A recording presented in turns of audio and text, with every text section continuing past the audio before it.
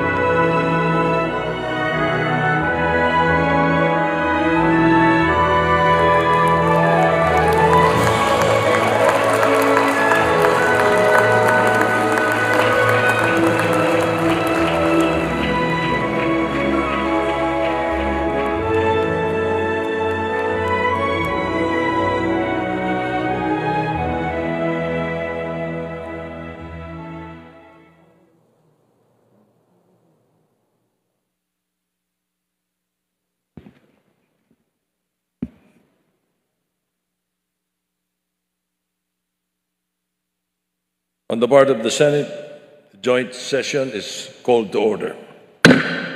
On the part of the House of Representatives, the joint session is hereby called to order. Please rise for the singing of the Philippine National Anthem, to be led by Ms. Morissette Amon and accompanied by the Philippine Philharmonic Orchestra.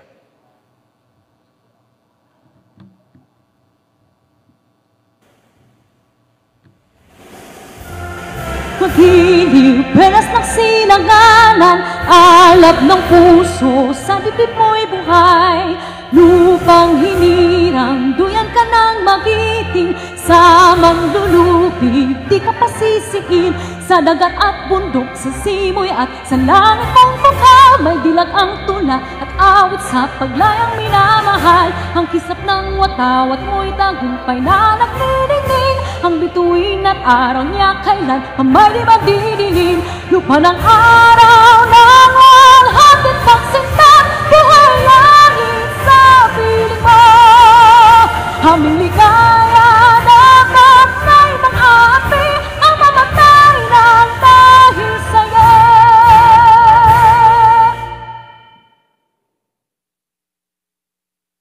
Please remain standing for the nation's prayer.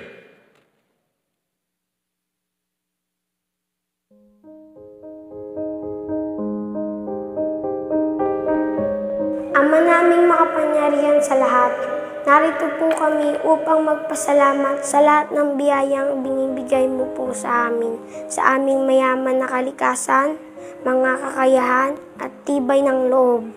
Maraming salamat po. Basbasan mo po at gabayan ang aming mahal na inang bayan at ang aming mga leader na pangalagaan ang aming kinabukasan bilang susunod na henerasyon ng aming mahal na Pilipinas.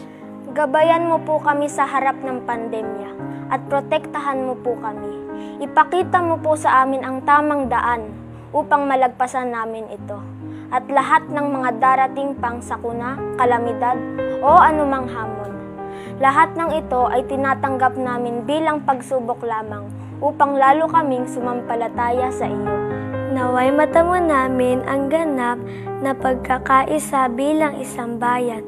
Turuan mo po kaming maging mapagkumbaba at laging unahin ang aming kapwa bago ang aming mga sarili, lalo na ang mga kapuspalad, mga dumaraing at ang mga nais na marinig, pati na rin ang mga kababayan naming naghahatid ng mahalagang serbisyo sa kapwa, maging dito sa Pilipinas o sa ibang bansa. Patatagin mo po sana kami bilang tao at bilang isang bayan na laging nananalig at naniniwalang hindi mo po kami pababayaan kailanman. Salamat, Panginoon, sa lahat ng iyong blessing sa amin. Ito po ang aming dasal. Amen.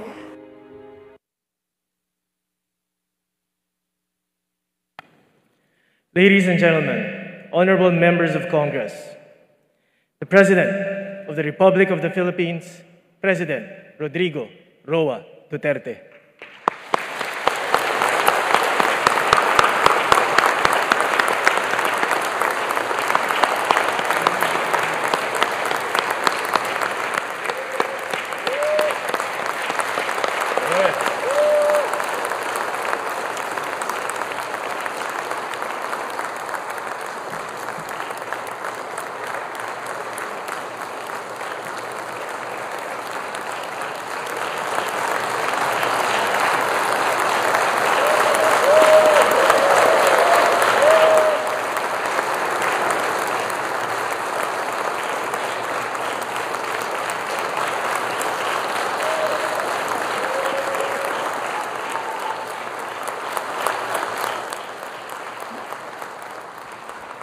Kindly sit down. By far, this is the most beautiful Sona crowd that ever happened here. So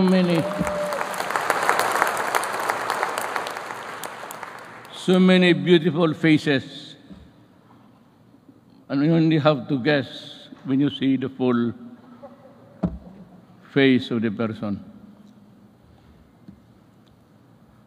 Senate President Vicente Soto III and the honorable members of the Senate, House Speaker Lord Alan J. Velasco, and the honorable members of the House of Representatives, Vice President Maria Leonor Robredo, former Presidents Fidel V. Ramos, Gloria Macapagal Arroyo, Joseph Ejercito Estrada, the Chief Justice Alexander Gismondo, and the Justices of the Supreme Court, Executive Secretary Salvador Medialdia, and the members of the Cabinet, Dean of the Diplomatic Corps, His Excellency Archbishop Charles John Brown, and the distinguished members of the Diplomatic Corps. My fellow government workers, and of course, to my lovely wife, Hanilet, mga mahal kong kababayan,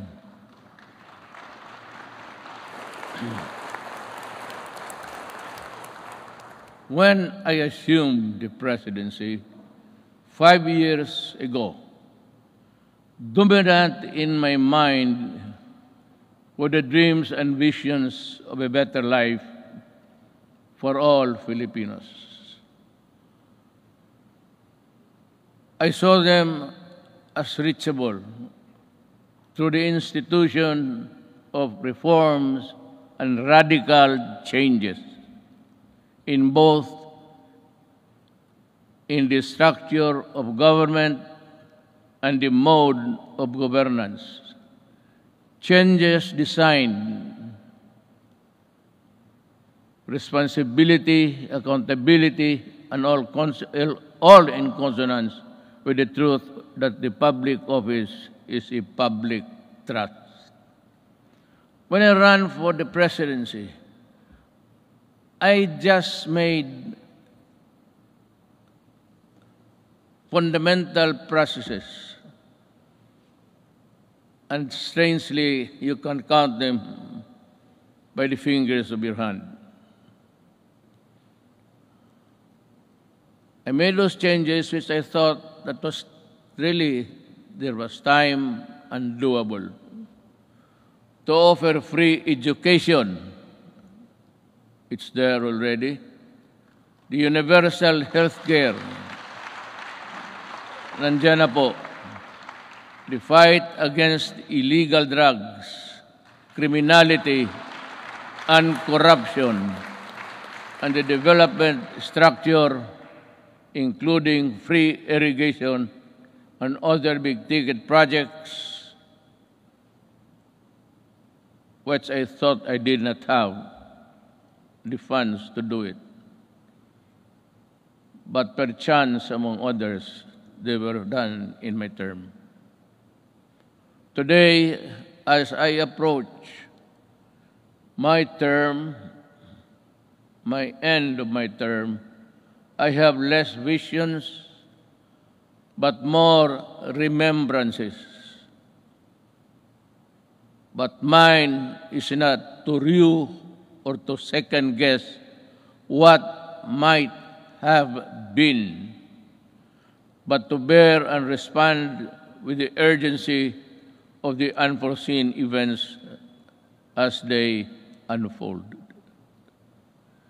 Even before I took the oath of office, and everyone else, I suppose, knew the gravity of the enormity of the problems that the country was facing. And precisely because of that awareness, I was driven to hasten implementation of changes which I believe the country needed, keeping in mind that the Constitution afforded me only 6 years to make those changes happen. Making a difference within the constitutional time frame is what I was up against. But no one gets by legally without warming to the needle's eye of the constitutional imperatives. That is why I cajoled, I shielded, I pushed, and I tangled with men of wealth and influence who were oblivious to the angst and pleas of the weak and impoverished. And for that, I was pilloried to no end. But I did not succumb to the attacks, and neither did I allow criticisms, however intense, dampen my determination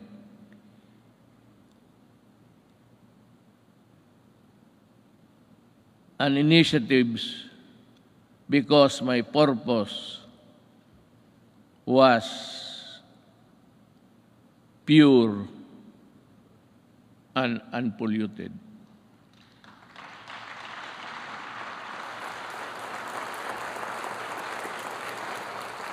While we were busy instituting reforms, the twin augurs of illegal drugs and corruption laid low for a while, only to resurface as still with us. And make no mistake about it, corruption is but another term of stealing people's money, dashing in its wake a nation's goals and aspirations. Due to the brilliant programs and excellent work of our economic managers and the extraordinary cooperation between the executive and legislative branches of government, our economy, with investor confidence, was poised to leapfrog from the company into the company of the world's fastest growing economies until COVID-19 pandemic stalled everything. Be that as it may, allow me this opportunity to extend my personal and the nation's gratitude to all those who selflessly gave their all In the fight against COVID-19, our health workers and other frontliners who risk their own safety.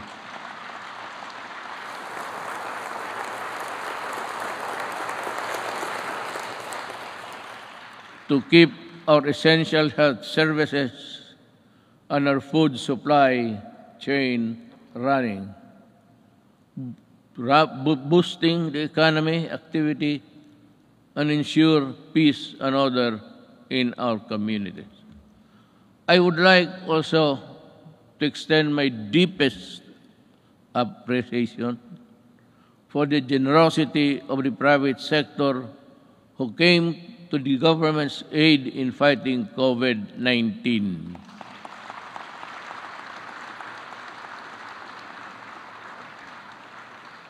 I am profoundly thankful for your sustained assistance to fellow Filipino.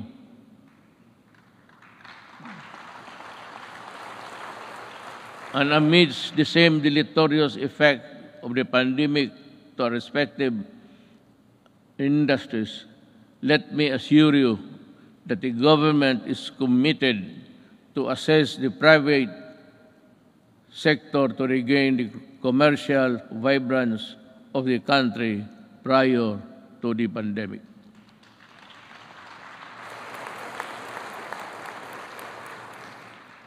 To our local executives, this pandemic pushed you to step up and deliver responsive assistance. I'm glad to have seen you undertake new and heightened responsibility, working doubly hard to protect your constituents.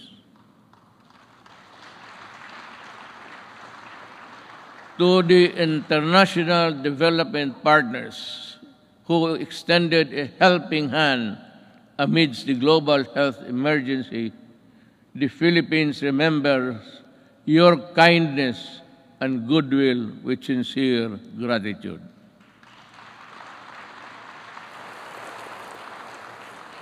And to all of you who answered the call to protect one another by adhering to our nation's protocols, daghang salamat.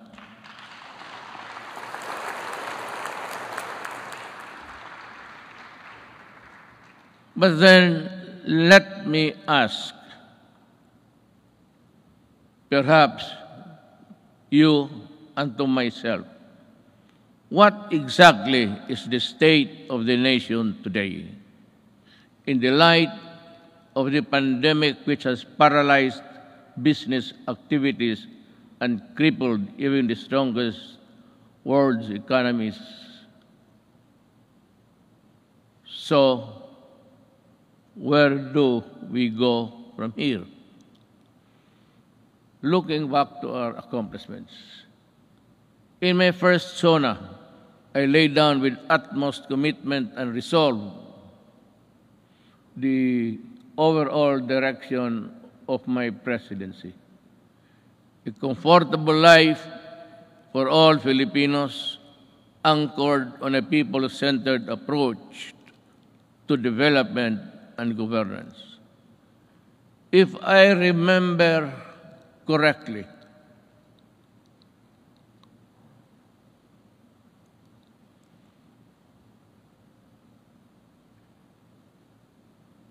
my administration,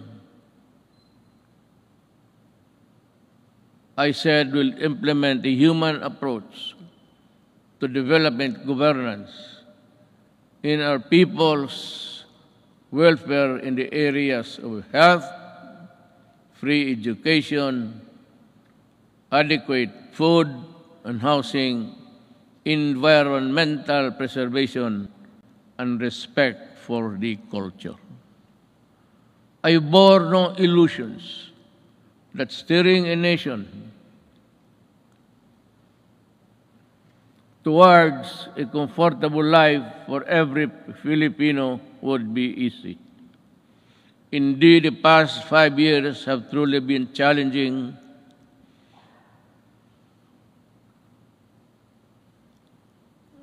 and humbling. I stand here before you today bearing no conceit, but if there is one thing that I could be proud of, is that not once did I waver in doing the unpopular, even if it meant upholding the greatest good for the greatest number.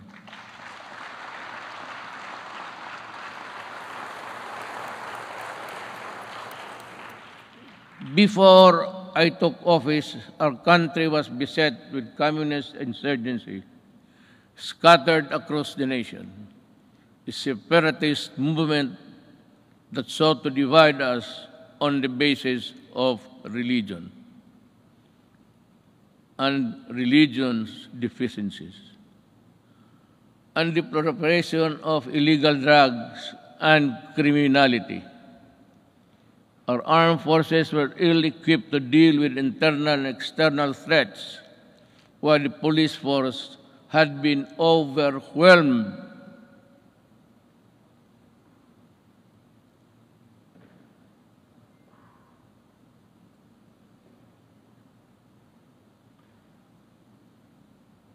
by criminality and the drug trade problem.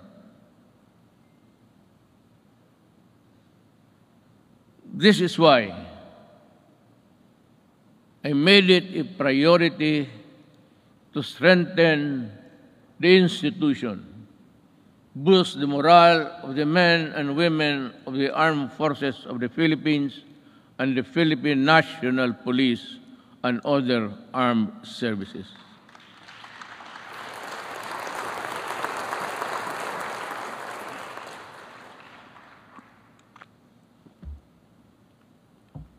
Again,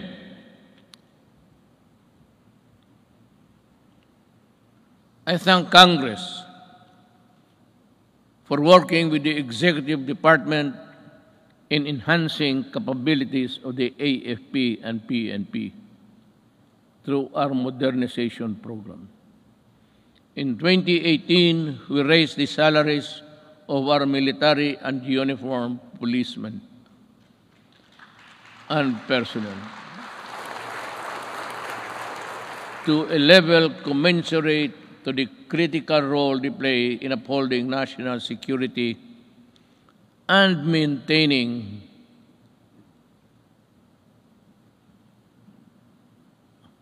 order. I am asking Congress to pass a unified system of separation, retirement, and pension of military and uniformed personnel to maintain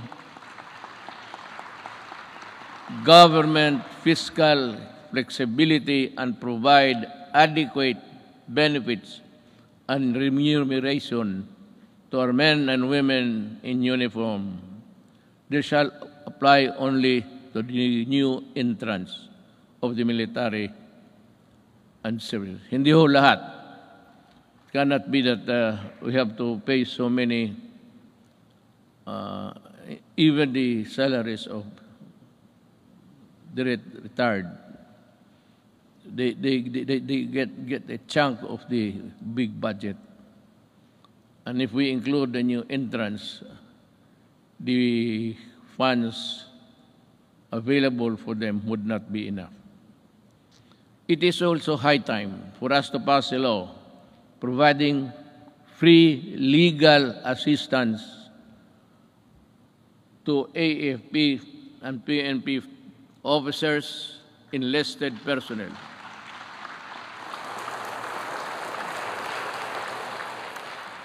to help them from charges arising from incidents related to the performance of official duty.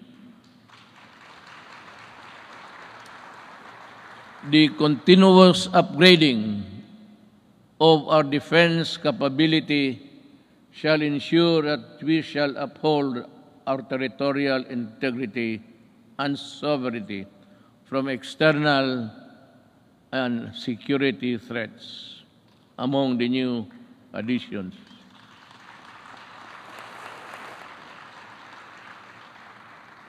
We welcome the country's 2 missile-capable warships to enable us to protect our seas by providing them with necessary equipment, by enhancing their professional capabilities, and looking after the families of the soldiers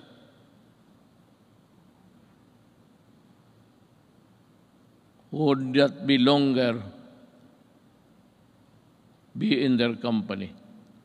We do not only strengthen our military and police institutions, we also inspire them to serve this nation with the highest degree of loyalty and patriotism. We enable them to carry out their mandate to defeat all enemies of the state, whatever the cost. Indeed, I am proud of the accomplishments of our troops in securing our nation against all threats to our democratic institution.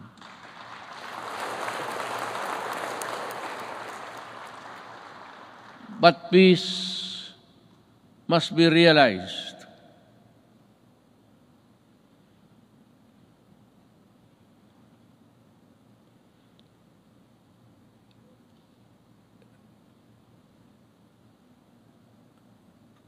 Peace and security is not only just a military concern.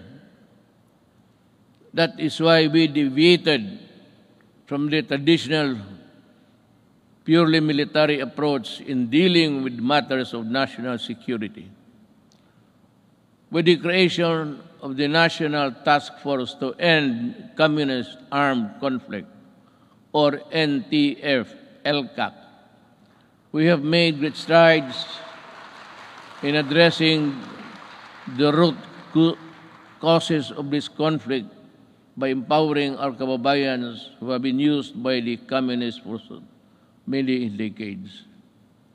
In our continuing effort to build state of safe and conflict-resilient barangays, we have worked towards the sustainable rehabilitation and development of communities where the communists used to operate. Through the NTF-LCAC, we invested in farm-to-market roads, school buildings, water and sanitation, health stations, and livelihood. Alam mo, kasali na tayo dito lahat. Always, every law or every regulation must pass Congress, of course, to the President. But sometimes, you know, in our,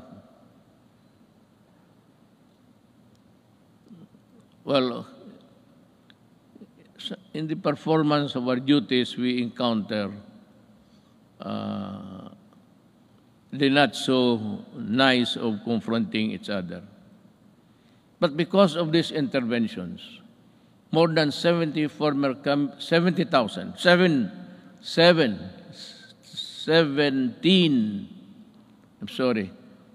communist rebels have surrendered to government. They have returned to the folds of the law and are happily reintegrating programs or their local eclipse.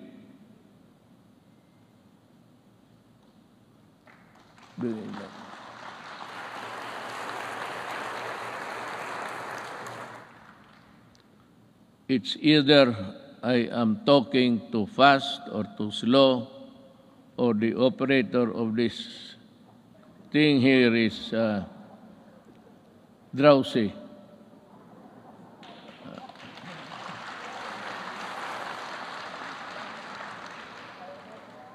Maybe because I had so many ad-libs along the way. Marami akong akin lang. Kaya yung nahinto ako when I stop and I'm process something in my the gray matter between my ears, hindi humahabol o hindi alam ng operator. Hindi bale, ma'am, mahal pa rin kita.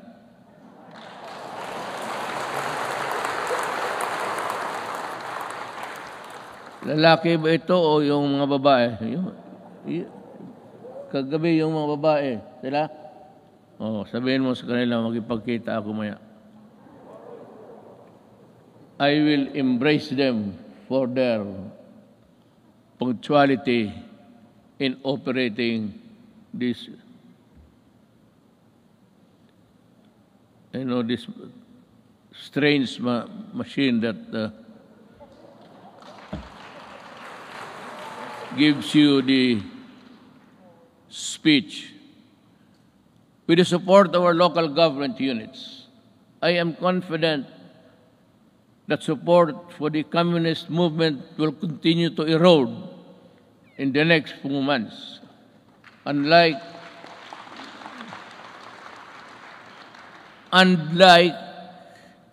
the decades-old Moro rebellion in Mindanao, we also bring an end to the armed struggle of the communists once and for all.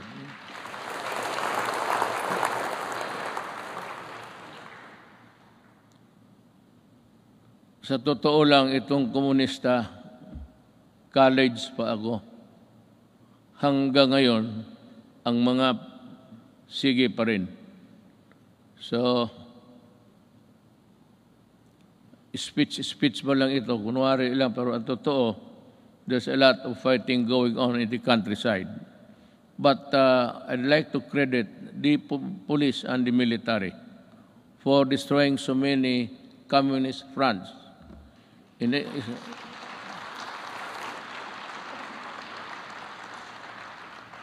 think they have destroyed more than 15 apparatus or the fronts of the Communist Party of the Philippines. Alam mo, mag-istorya muna tayo sa taxation. I'd like to be frank with you. Everybody in this country are paying taxes to the communists. The Communist Party earns billions, but pass on a little to their fighting men who die for an ideology that is so rotten and corrupt. They themselves are pocketing the money, and their children are studying in Europe and in other places, which I think none of you here can finance such journey. Yan ang masakit dito. They collect taxes, support season in Netherlands, and they do nothing but bad-mouth government and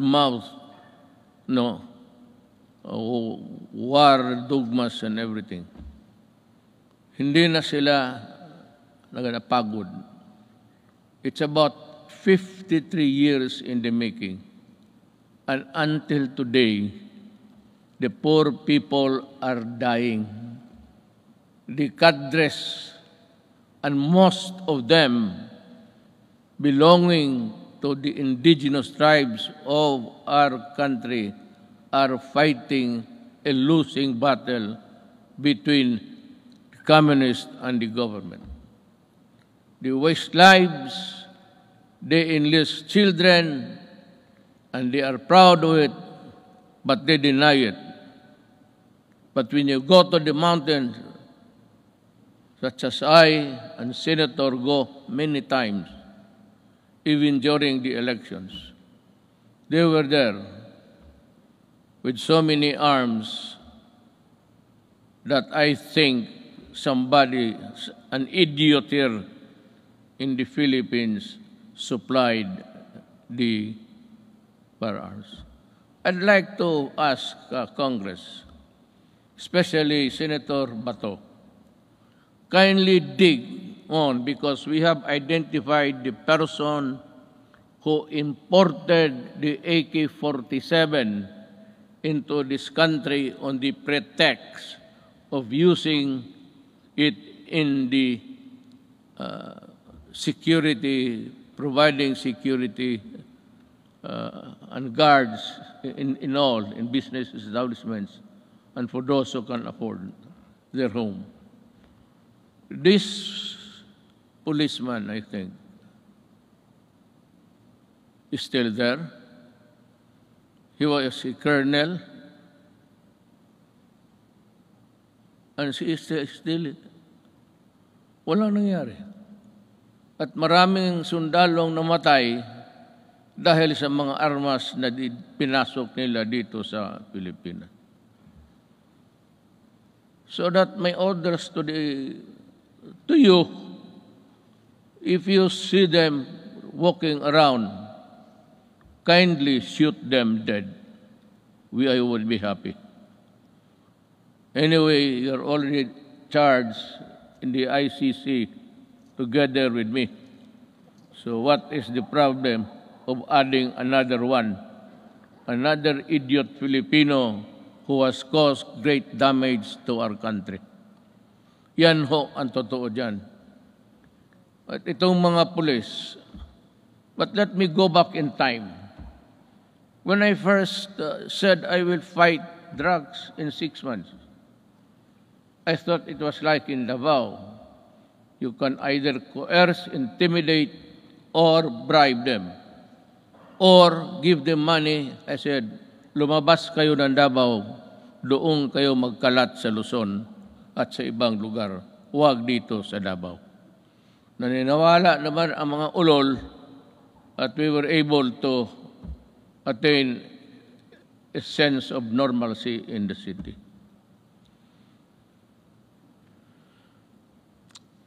Yun ho ang totoo.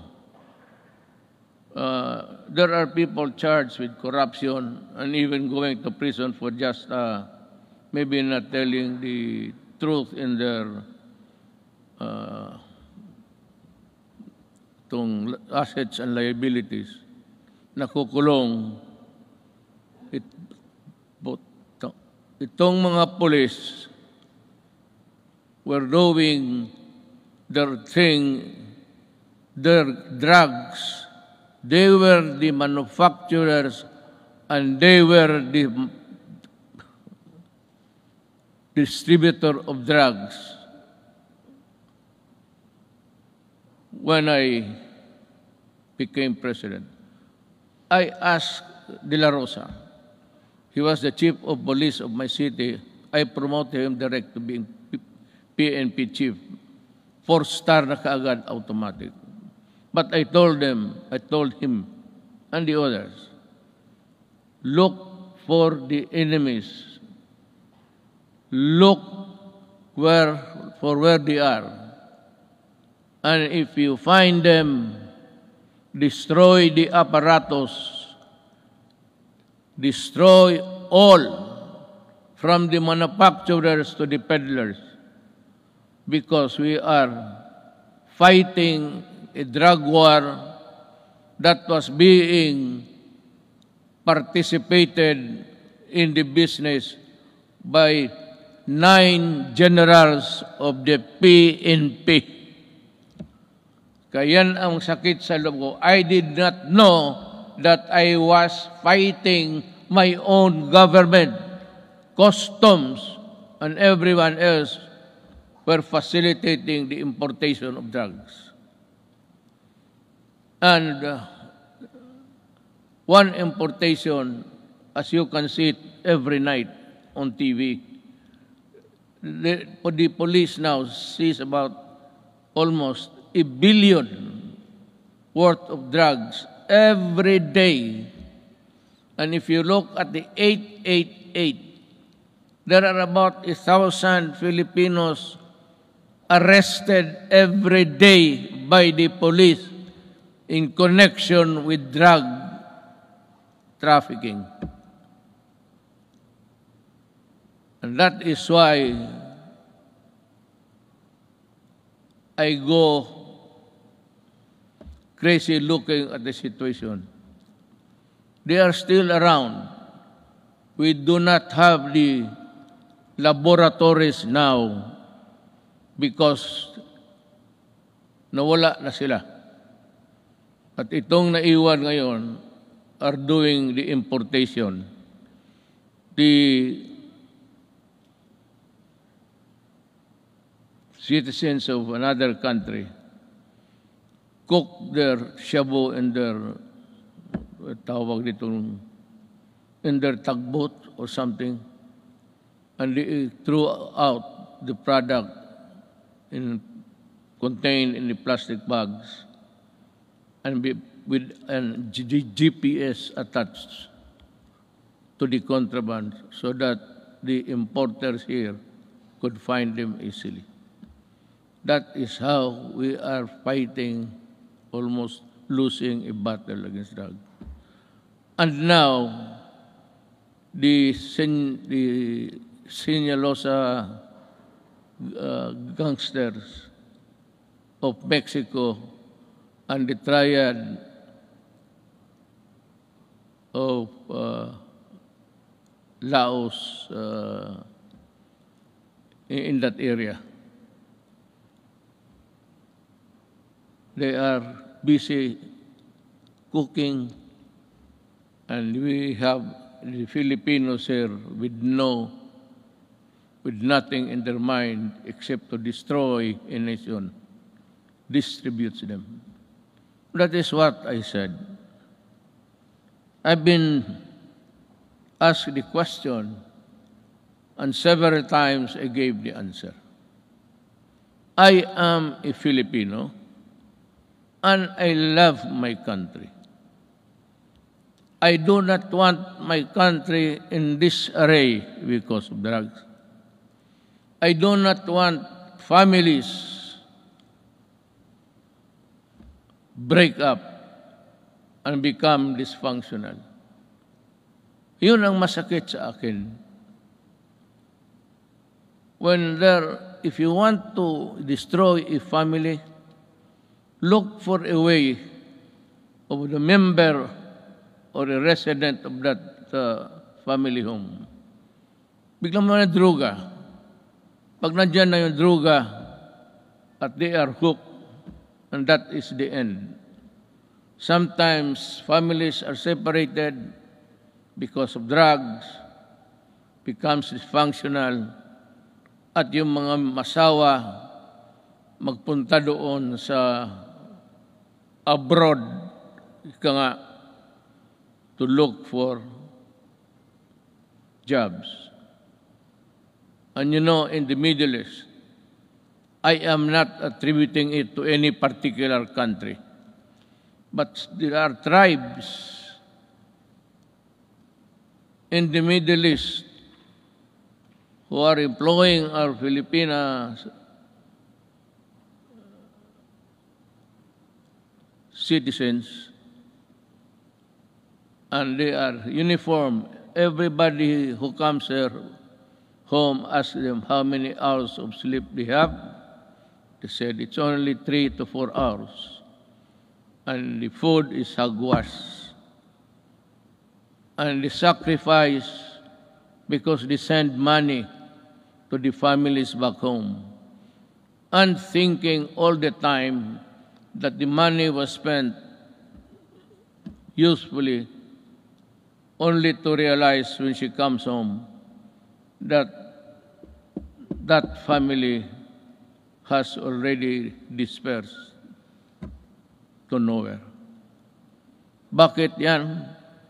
Because itong mga durugista sa baba, itong peddlers, itong basurero, tawag, it's street lingo, they look for families na may mga nanay, tatay nagtrabaho, ang tatay or nanay nagtatrabaho sa abroad.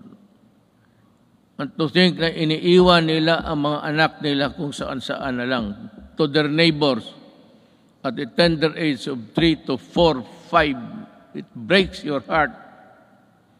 Iiwan lang nila sa kapitbahay kung walang mga relatives. And then, when they come back 4 years after, they now realize that their young sons and daughters have gone into prostitution because of drugs. And their boys or their male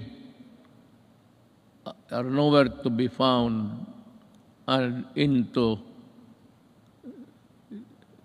the drug business also.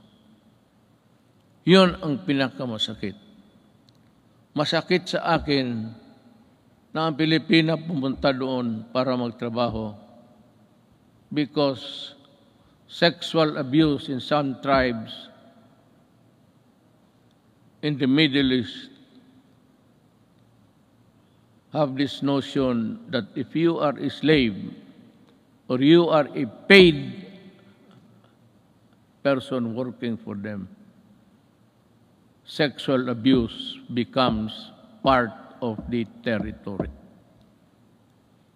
Kaya dyan ako pumuputok at nakakita ko yung mga pamilya na sira.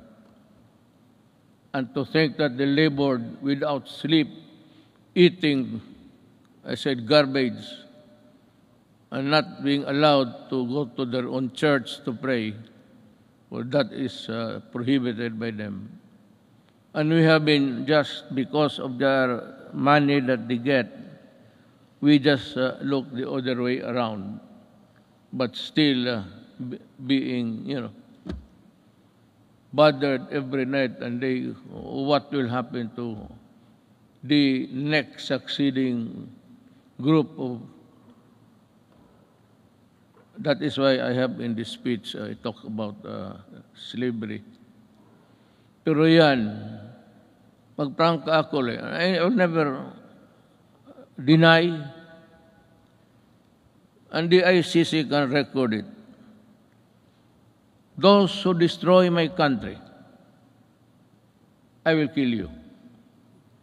And those who destroy the young people of our country, I will kill you. Talagang ngayariin kita because I love my country. You can do it the legal way, but it would take you months and years. And you know what? The statistics I just learned the other night, that plenty of those who are in the middle class have been released from prison despite the fact that they are charged of trafficking which is non-bailable, and most of them are out. Babae pati lalaki ang kaso. And that is why I said, I toyed with the idea. I said, if there is still space, with due respect to the Senate President, he is a good man. He can become a good Vice President. He is holy. Ngayon, hindi na siya nahuhuli. Noon, huling-huli siya. But with due respect to Senator Soto, who's also running for the Vice Presidency, he is a capable man, a good man, and a Filipino.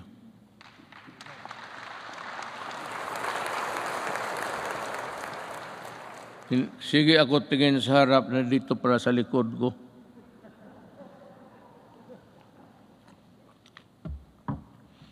You know, when you are old, I've been in politics, mayor for 23 years, 5 years as a congressman dito. I work here. And 4 years working as vice mayor for my daughter, Sarah. And the presidency.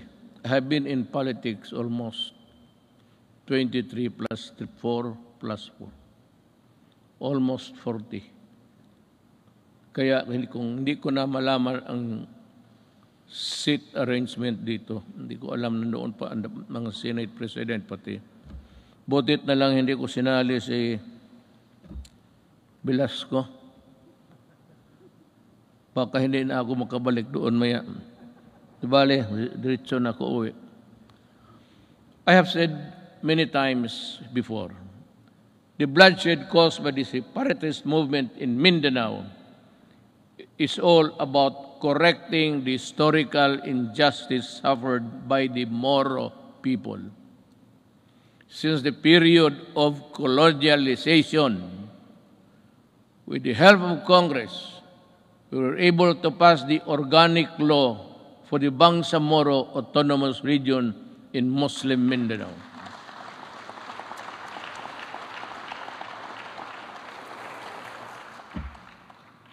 Finally fulfilling a promise that was decades in the making.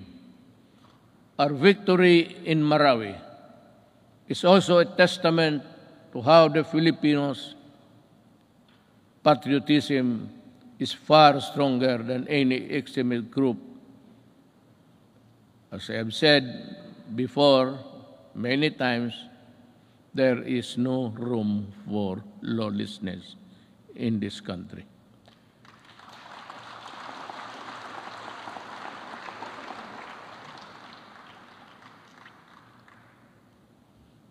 Rebuilding a better Marawi remains today still not completed. To Task Force Bangon Marawi, we need to race against time, and you have to finish the necessary work for to rehabilitate the war-torn city and bring back its families back home. Now, let me talk again about the drugs. I was just ahead because I was talking something else. Nag-segue ako. While we have made great strides in ending rebellion and insurgency in various parts of the country, we still have a long way in our fight against the proliferation of drugs. This problem has hounded our country for several decades, destroying families and degrading the moral fiber of our society. When I assumed office, I committed to end this problem at the soonest possible time. We launched an unprecedented war against illegal drugs and to destroy their apparatus. That permitted every level and sector of society. We waged war on the manufacturers, the financiers, the suppliers, the peddlers, and the entire syndicates, and more importantly, their protectors in government.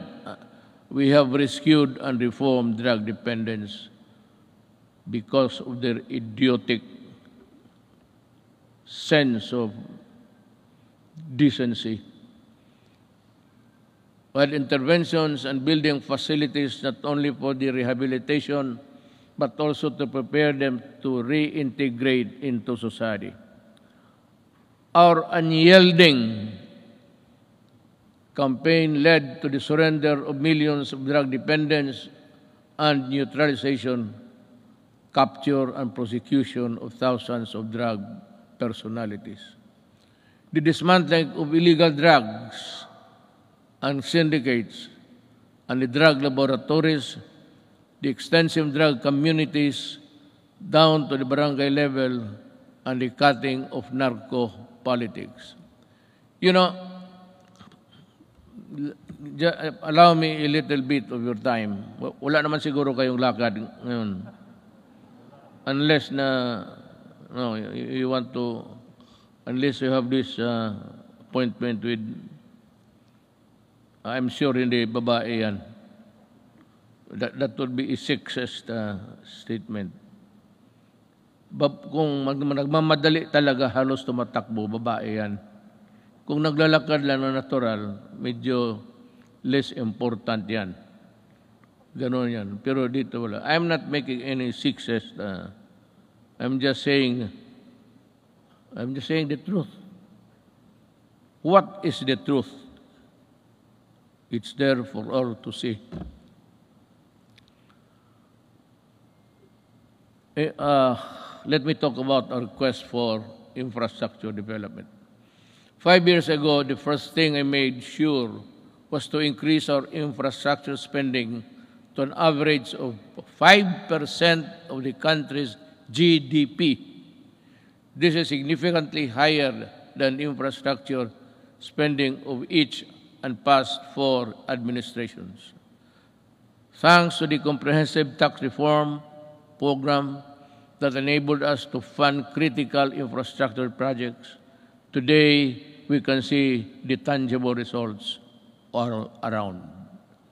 MRT 3, with its frequent breakdowns and unloading of passengers mid-rail, was a horror. That was for the daily commuters to endure in the past.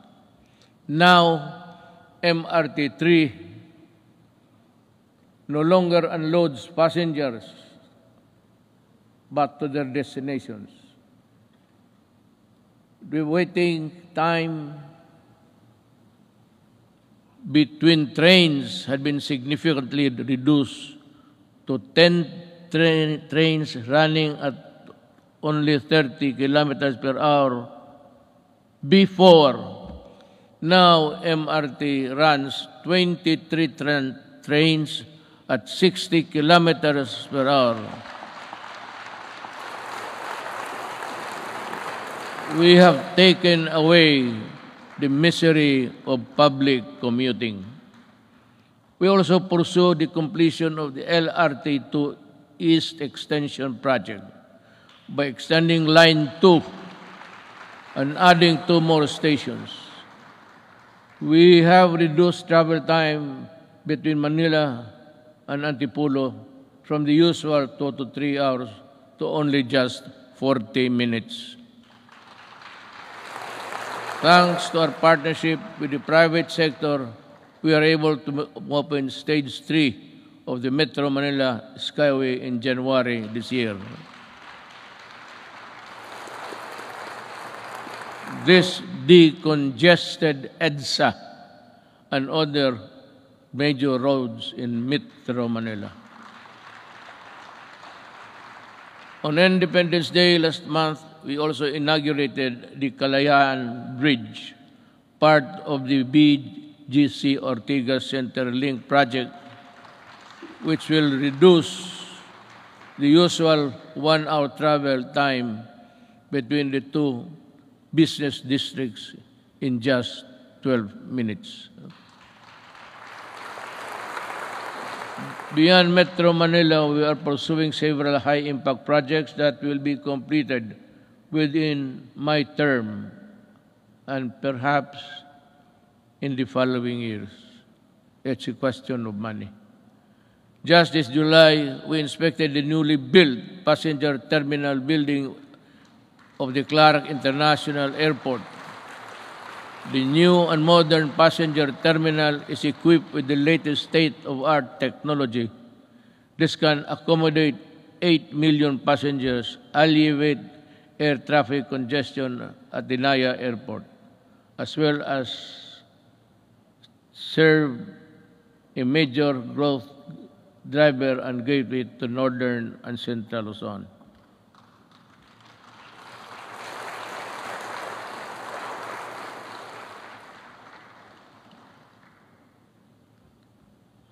Madali man na magpakpak, ang basa ang mahirap.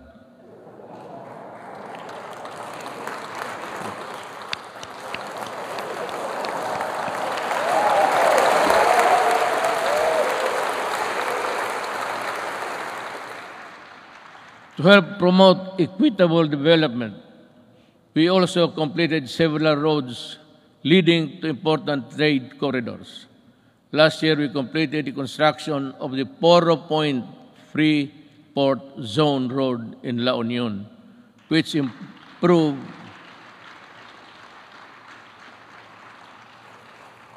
Nakita na ninyo yan? Wala. Sige lang, pakpak. You don't even have a picture of what I'm talking about, I'm sure. To improve access to prime spots for investment tourism in the Poro Point area. We also completed the junction Lanao-Pagadian-Zamboanga City Road, which will provide easier access to farms and easily transport their agricultural products at low cost and in great quantities to industries and economic zones located in Diplahan, Zamboanga, Sibugay.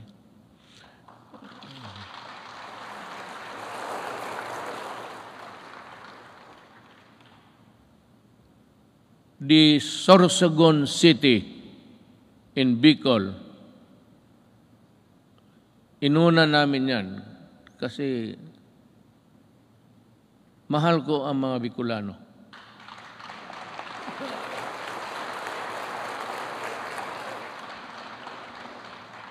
Pangangatawan ninyo yung pakpak ninyo, ha? Baka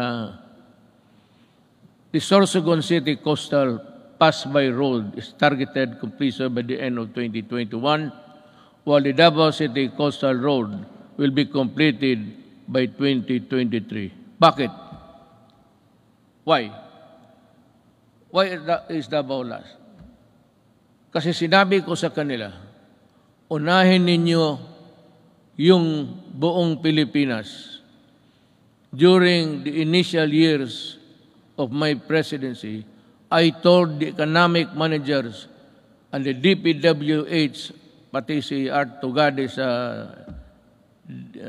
transportation, unahin ninyo ang Luzon at ibang areas sa Mindanao. Do not look into the political entrails of this city and other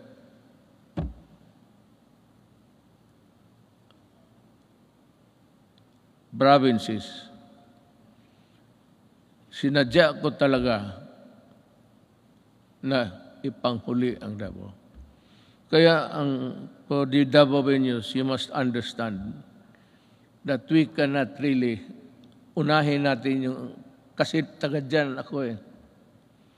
Kung hindi ako sigurado taga Davao, tapos na yan, pareho ng iba. Kaya lang sinabi ko, make Davao the last priority. At totoo yan. Sorsogon is a little politics, but that's the territory of our Vice President, Lene Robredo. Are you here, ma'am?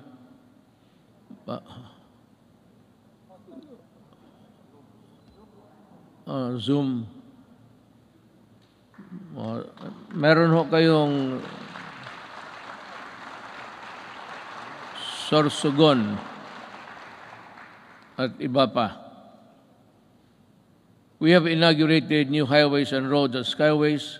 We have bought new trains, and these are a testament that we have greatly eased the grueling experience of traveling and commuting.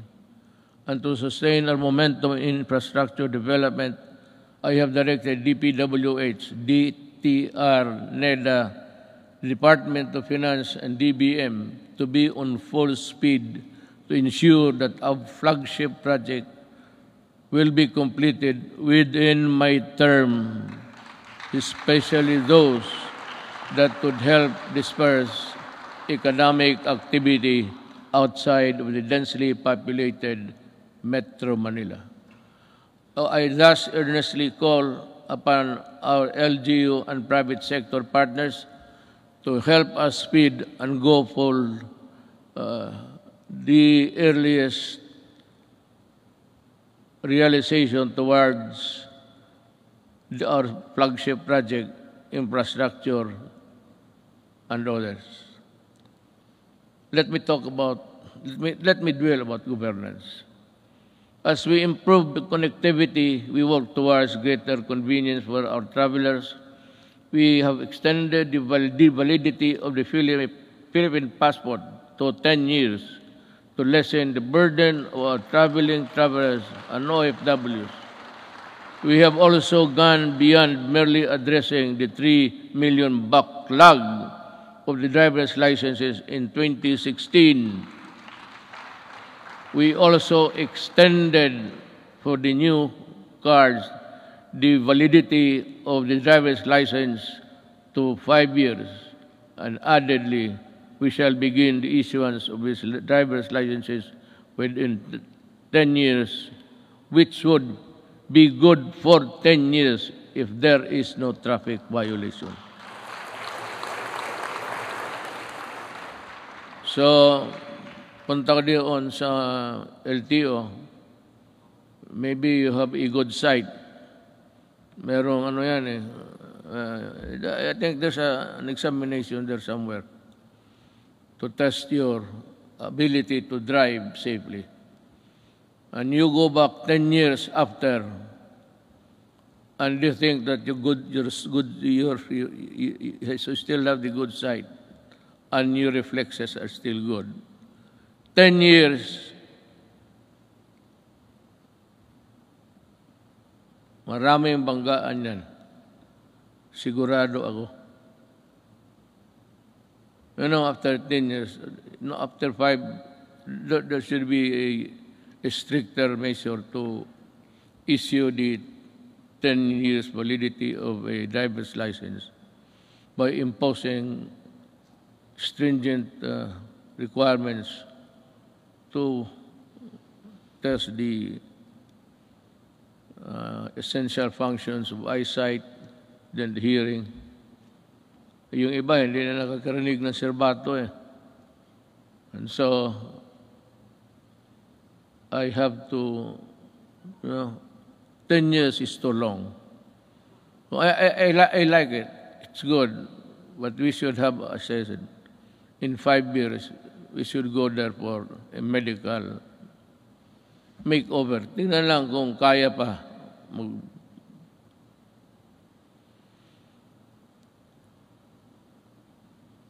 Not only did we extend the validity of the licenses and passports, we also sought to make long lines a thing of the past.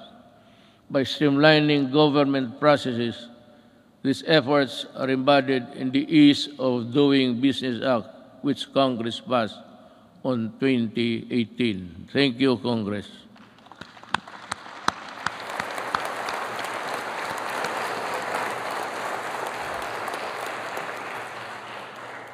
Sa inyo yun.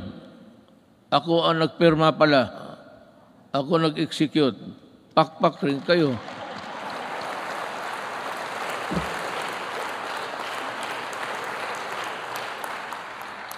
Dapat ganun ang SONA. Sabihin mo lahat. At sabihin mo na your, not really your qualms, but your misgivings somewhere there.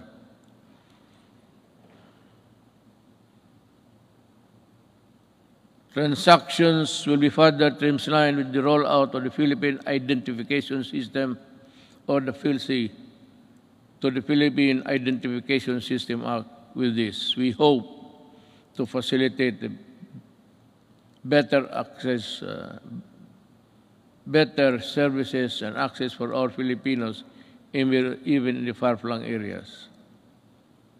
I want to say something about this, but I'm taking too long, We also ensured the modification of the salary schedule for civilian government personnel through the salary standardization Law 5.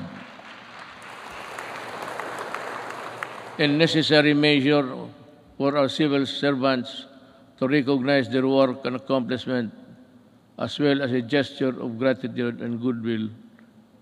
We have this legacy, and we hope to pass on this establishment of central business portal, single site, and for all business-related transactions, such as securing business permits, licenses, and clearances, on launch earlier this year.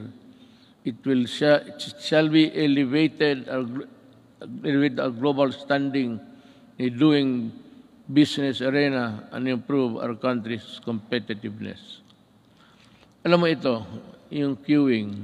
When I was a mayor, I don't know, but maybe a legislator or a senator or a congressman, well, not really that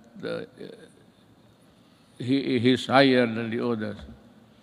But kung dumaan ka as a local government employee worker, just like me, for 23 years, itong queuing, matagal ko na ito.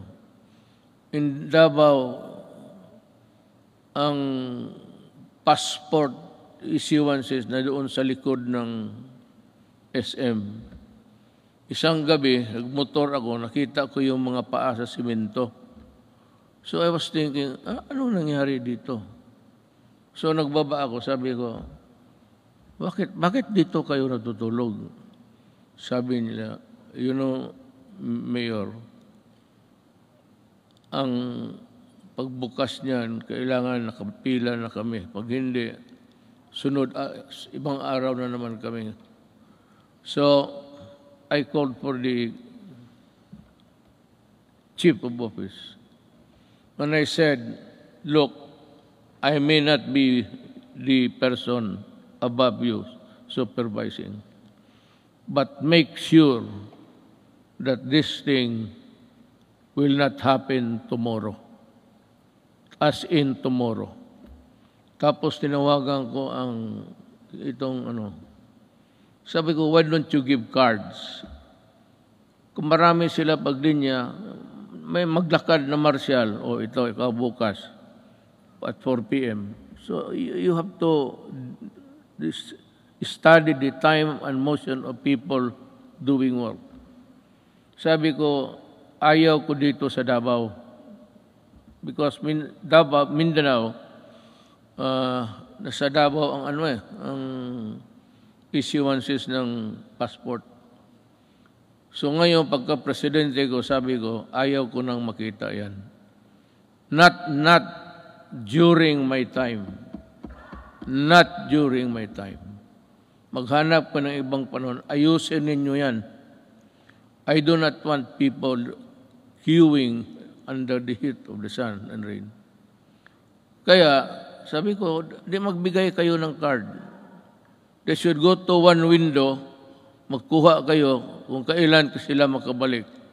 So divide, I should study your time and the motion of, the process of. And dito nangyari na because I insisted. Today there is no more queuing, especially in the National Office, Statistics Office. Nakita ko. Talagang sabi ko na, either you fix the thing or I will resign tomorrow because I could not bear to see those people. Hindi sa panahon ko, kung hindi ko madala, hindi ko man kayo mapatay, hindi ko kayo mabugbog. Ako ang alis sa gobyerno. Sabi ko, ayusin ninyo yan. Hindi ko gustong makita yan. Since 2016, the Office of the President has issued 138 executive orders, 43 administrative orders, 86 memorandum circulars, 52 memorandum orders, and 1,038 proclamations.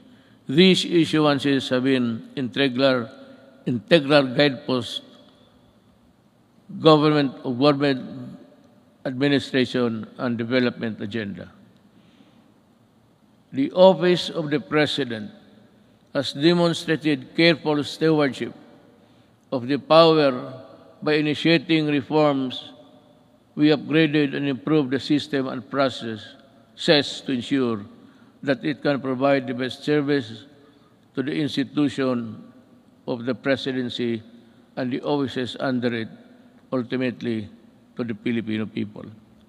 To further promote transparency and accountability in government, we also issued the Order of the Freedom of Information and opens the records of transaction decision issuances of all government agencies.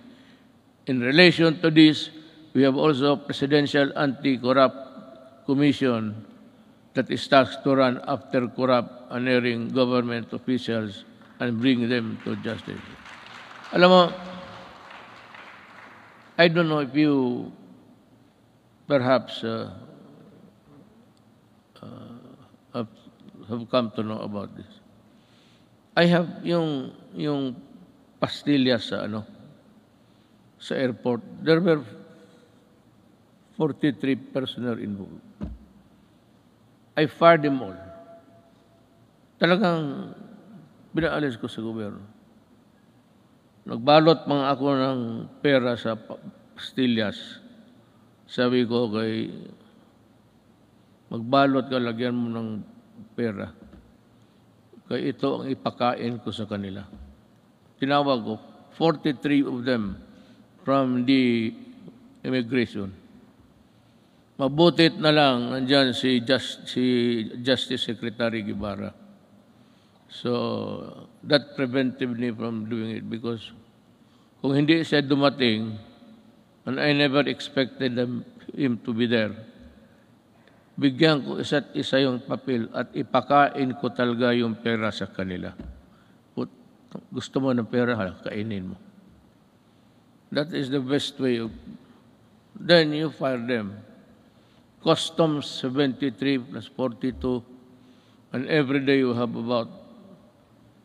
have dismissed about 200 government personnel. But some I did not allow the publication because may mga pamilya So of late yung sabi nila na wag na lang kasi nasasaktan yung mga. So ngayon wala na. I have stopped it, but there is no saying that we cannot reimpose it again for all of these idiots. I still have about a year to go.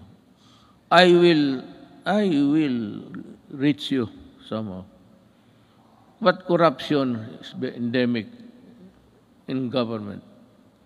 You cannot stop corruption. Nobody can stop corruption unless you overturn government completely. If I were the next president, if you think that there's really a need for you to change everybody in the system, then you declare martial law and fire everybody and allow the new generation to come in to work for government. Kung hindi mo ganunin, walang mangyari. Nandyan, it's in the system. Kagaya ng drugs. Sino ba naman maniwala na 9 generals sa police were into trafficking of drugs? And because they are policemen, the charges simply just, disappeared. Because the prosecution, the investigation, which form part of the vital documents in court, nobody was investigating because they are also policemen. Kaya yan kahirap ang Kaya gusto mo, itong mga to, talagang the only way to do it, just call them and say, look for another job. Don't.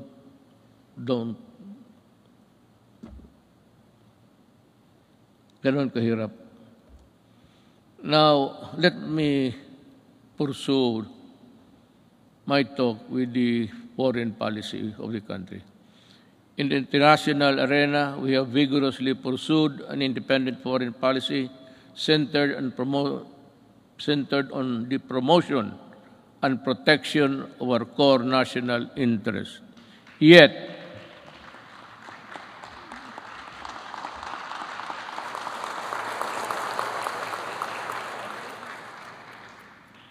sigurado kayo sa pinakpakan ninyo?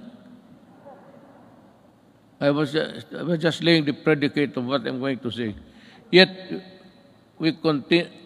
I will just give the cue, then you clap your hands. Yet biro lang yan, ha? Yet we continue to work with all nations and seek partnerships that work, because despite differences, it is an independent world where interests and objectives intersect. Now, partners heretofore silent for equivocal reasons have expressed their principled positions that echo our own, that disputes and contested areas, the majesty of the law must prevail, and this is most welcome.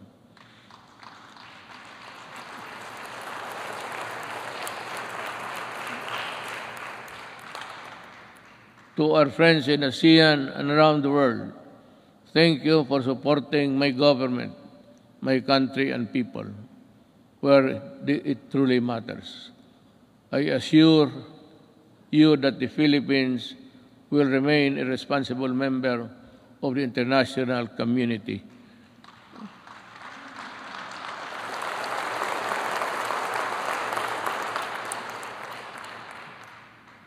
And we will work with you to achieve our shared objectives. But make no mistake, rather. Gone are the days when the Philippines decides and acts in the shadows of the great powers. We will assert what is rightfully ours and fight for what is rightfully due to the Filipino people.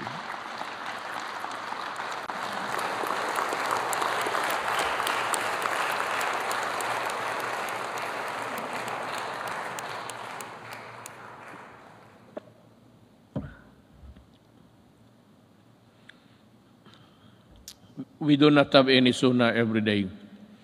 Now is as good as any other time to just let it out from puso mo. This is why we sent back container vans of garbage, because our country is not a dump site.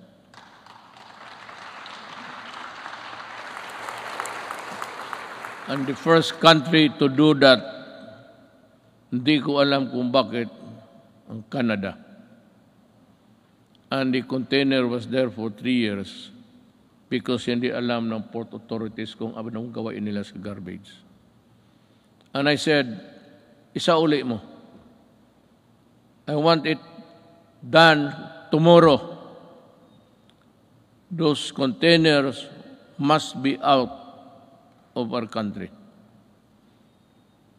Pag hindi kayong lahat, all of you in custody, I'll fire you. That is a good ground for dismissing people for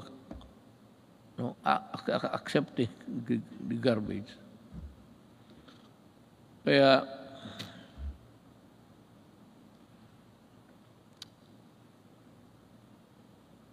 may isa pa.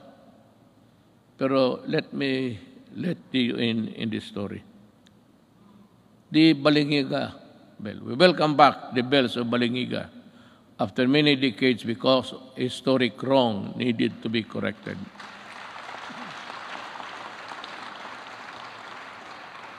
The deal was, I would say, I am in bad faith. Sigurado yan. I will admit it. But this is the real story. The Americans, former soldiers, war veterans, went to see me, I think it was in Aguinaldo, and some military men. And in no uncertain terms, they said that you have been invited by Trump to go to America. Have you decided to go there? I said, no. Why? Because I do not like the way that you are treating my country. Why? I said, for one, and there was the clamor now of Balingiga. You return the bells of Balingiga. So that's a war really sacred also to the soldiers. Then it is more sacred to us. in addition to the religion, the Roman Catholic Filipino Church, the church. Sabi nila, why would to make a deal? Si Hogan, he is around. He's a CIA agent. Sabi niya, isauli namin, pupunta ka, because I said earlier in my presidency, there will never be a time that I will go to America. Itong mga media mahilag mag-udyok ganon, bakit ka hindi punta? O arte mo lang yan. Sabi ko, then you watch me. Gusto ninyong malaman. Sabi ko sa Amerika, yes, I might consider going to America. So, well then.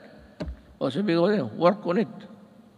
Ano in just 2 months' time, they told me that the ship carrying the Balingiga bells are on their way. Could deliver it to Quezon. You remove it, you put it back there, kayo mismo. So tulong-tulong sila doon, nabalik na. Hogan said, so when are you going to go to America? So I do not have the time. But I will go there.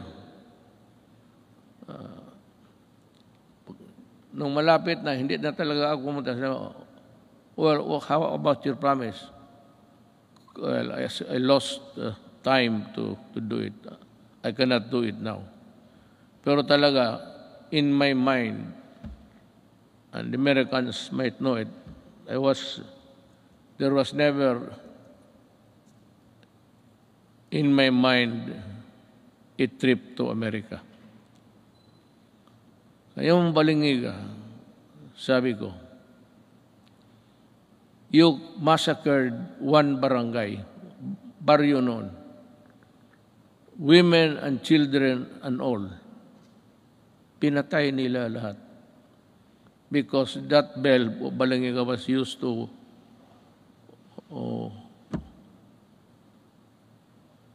call the people for prayers, ganon. Sa simbahan yun eh. So yung ginawa nila, every time it is used, the Americans knew that it has a great significance to the Filipinos, the Balingiga. After the massacre of one barangay, how many at the time we would never know. But it was said, isang baryo. No barangay ngayon, baryo noon yan eh. Baryo is an American word. The barrio. They also call the small places in Mexico barrio. The Americans borrowed it from the Spaniards, barrio. So sabi ko, you really got it at the expense of the blood of Filipinos. I do not hurry me up. If I go to America, it will be in my own time. Pero actually, wala ako. I have not been to America for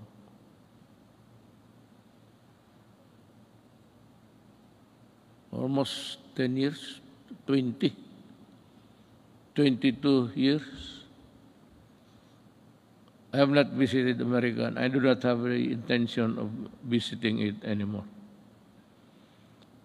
We called on the world to dismantle the heinous kafala system. Ito ring isa. Because the Filipino is no slave unto anyone, anywhere. And there is no room for modern-day slavery. We helped start a new global civil rights movement for the migrant worker. and we asserted the arbitration ruling on the South China Sea clearly and in no uncertain terms, bilaterally, and the ASEAN, and finally at the United Nations General Assembly. And let me talk about that. I said in the September of last year, the arbitral award is now part of the international law and beyond compromise and beyond the reach of the passing governments to dilute, to diminish, or abandon.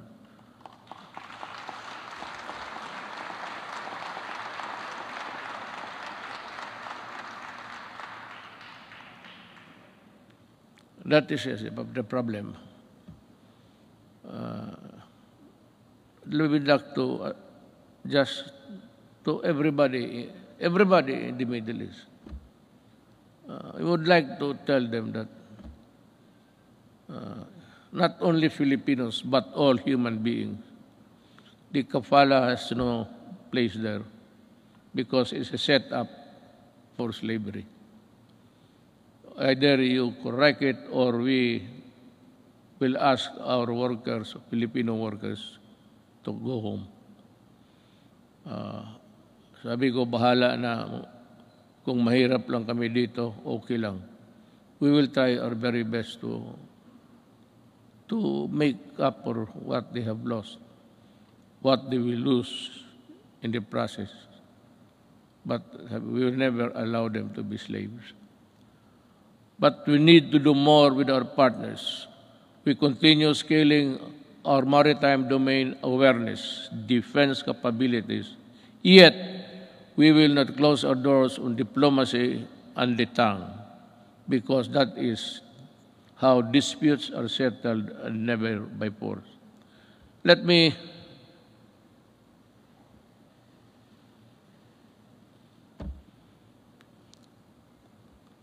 alam mo, I respect the opinion. You should be aware by now of how I talk, especially on matters of crucial matters that involves the country. Ito bang arbitral ruling? I've said it I think in the later part of the speech. I said that what's your problem in the arbitral ruling? America and some Filipinos, brilliant Filipinos, I would say, keep on pushing for something which I really do not know. I have made a speech before the UN. Nakasump lang rin, nandito lang ako. Hindi ako pumunta doon. But in that speech, I laid down the bare, sabi ko, ng ating administrasyon. Ano pa ang gusto ninyo? What will I do with a document that is not bind China because they were never a part of that arbitration? There was really no arbitration at all because it was only the Philippine side was served. Well and good. But ito ngayon, that there is the arbitral ruling, you know, I do not want to insult these people pushing me for something more than what I can handle. At anong gusto nila makipagira? Do something. What do something? Do you want war against China? Well, I'll tell you, even on the coast beach of Palawan, before you can take off, the missile of China would be there in about 5 or 10 minutes. It would be a massacre if I go and fight a war now. We are not yet a competent and able enemy of the other side. So what I did was I was just being nice to them. But for some people to say that I was helped by China in being president, these idiots, really. I will never do that. Hindi na bali ako, hindi ma-presidente, hindi talaga gagawin yan. To be, what? Receiving money from China to buy votes? They say that they help. Maybe in some Chinese communities, the gossip going around was that support Duterte. But the whole of the Chinese community in the Philippines went for me. Why? Kasi sa Davao nung mayor ako, ni minsan hindi ako tumatanggap baski Christmas gift. Dito marami dito sa Maynila, presidente ako ngayon. Maraming nagpadala ng baril, kung ano diyan, gobse. Sabi ko, isauli mo yan. Yung mga relo, itong aking relo, it's IWC. This is only 300,000. But the patik that has come way me, sinauli ko talaga, return it. O pag hindi, itapon mo sa Pasig sa harapan nila. Hindi ako tinulungan ng China. Nag-usap kami ng China civilly, but after election. And after election, I was a good friend of presidency.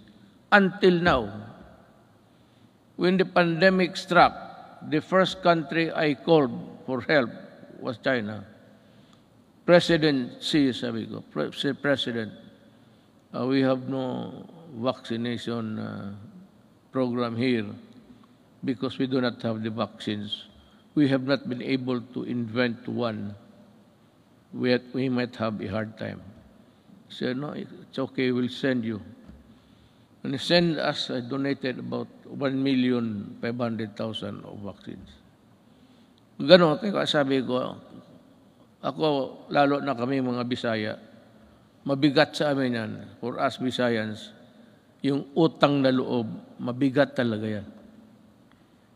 Hindi mo mabayaran ng pero pag may utang na loob ako sa iyo, you can be sure that I will be your friend, a true friend, and die for you. Pero ito, China mag-die, bakit ako magpakamatay dyan? Sundalo ko, ubusin ko. How can we fight China? Do we have the weapons? Do we have the everything? Now comes America. They say that if the attack is against the Philippines, they will defend. But they issued a statement that America does not meddle in conflicts involving the boundaries of other nations. And if America has to go to war, you would have to go to Congress to get, American Congress to get that authority to go to war.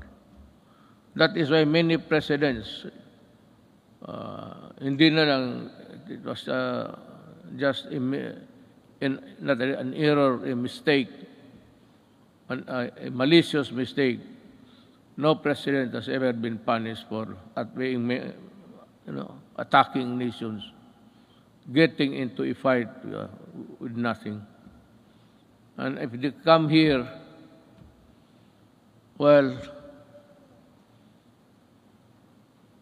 ang problema kasi nandito na yung balingiga, sa uli na lang natin, uli.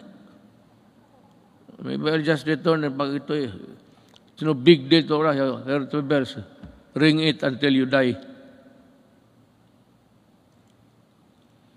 Fulfilling my promise to our coconut farmers and the Filipino people, my administration has worked with Congress to pass the Coconut Farmers and Industry Trust Fund Act.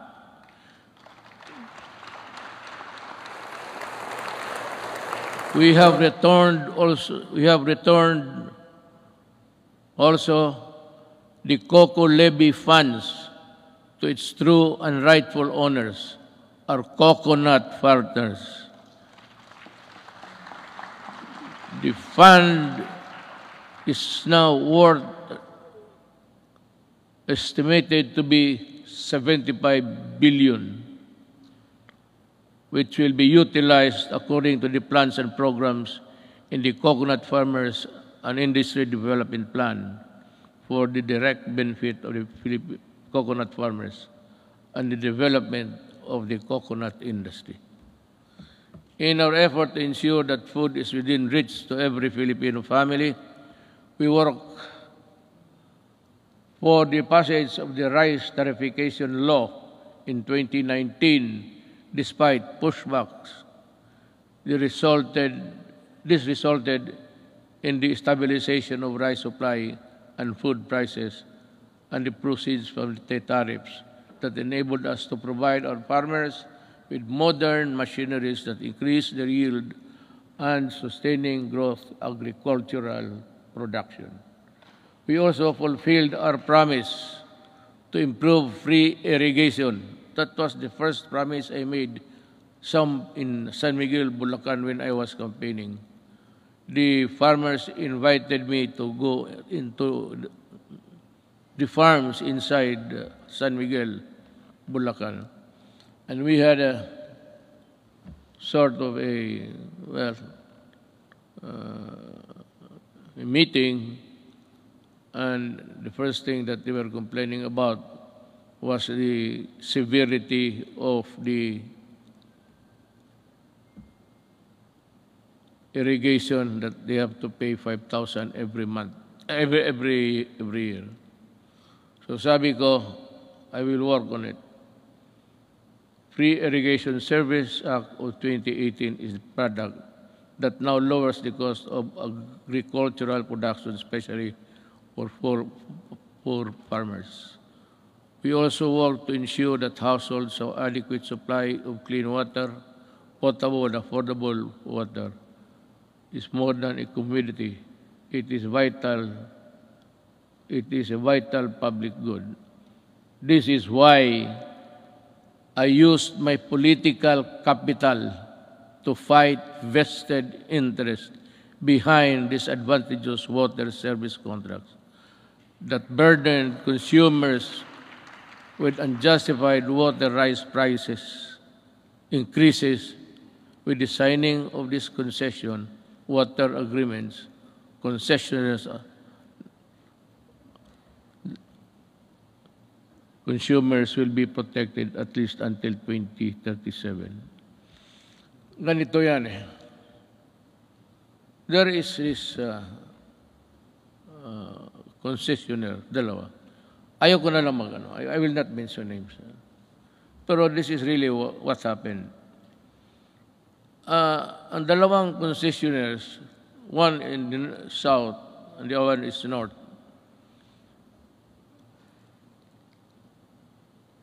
as the rich cartel dito sa Southeast Asia, ang kinakapture nila ang electricity pati tubig. Dito sa tubig, in this contract with water concessionaires, we made so many concessions that really, sabi ko, if you look at the contract and look at the anti-graft law, talagang it's all anti-graft. All of the sentences, even the period, and question mark there. Bakit? Sila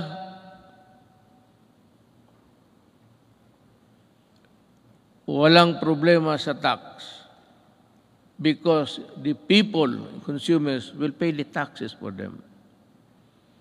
Sila kung malugi, sabi na, hindi nila kasalanan, and I can think of it, through not of their own fault, sabi doon, bayaran natin sila malugi. We pay for the tax corporation nila at sila ang mag-decide kung i-increase nila o i-decrease nila ang water prices.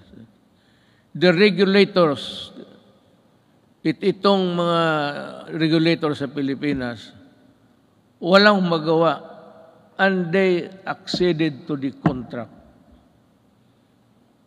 It was really, I do not know how to put it. Kaya ako nag-pardon, di ba nagmura ako? Sabi ko, biro mo kung malugi sila, babayaran pa natin. Tayo ang corporate tax nila. Tayo ang magbayad. And it's a cartel that service concessionaires are part of the cartel of Malaysia and Indonesia, and they form part of that mother corporation. Itong mga sa Pilipinas, pati Malaysia, Indonesia, they are just, kumbaga sa storya, chapter lang yan sila. It's being controlled up by the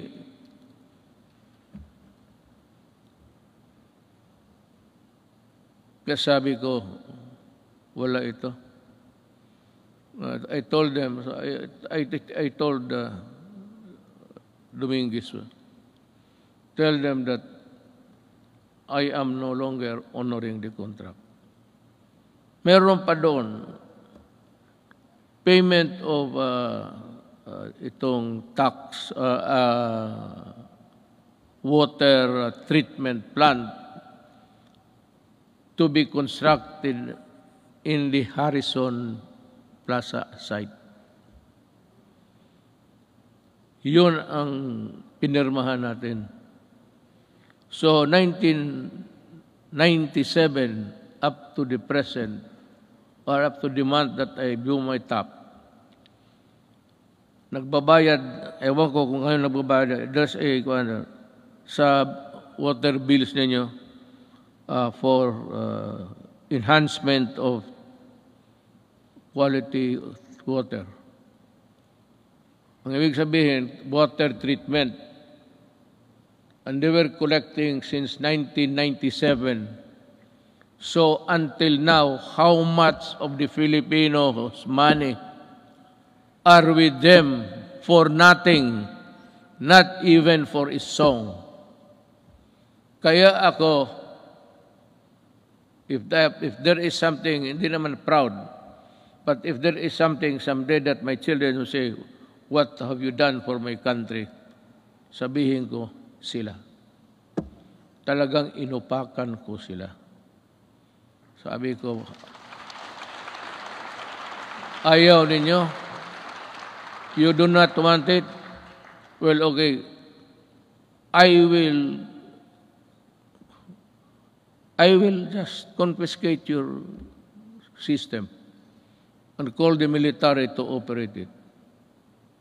I will exercise the eminent domain and expropriate all of your assets here. Kasi gagawin ko.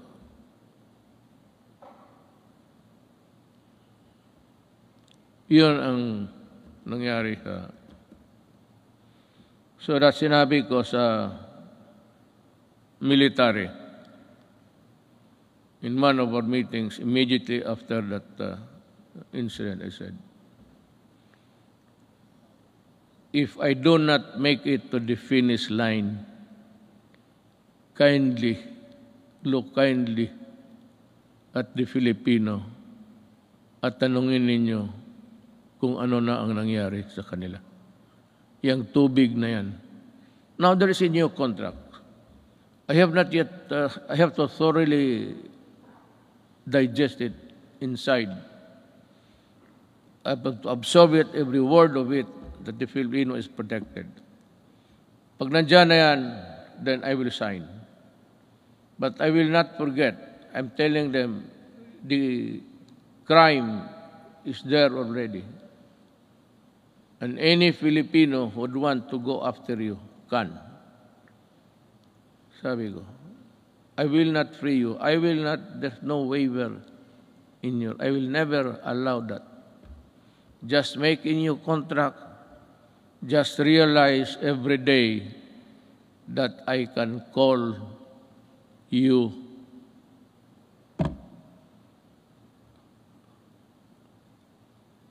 itong frequency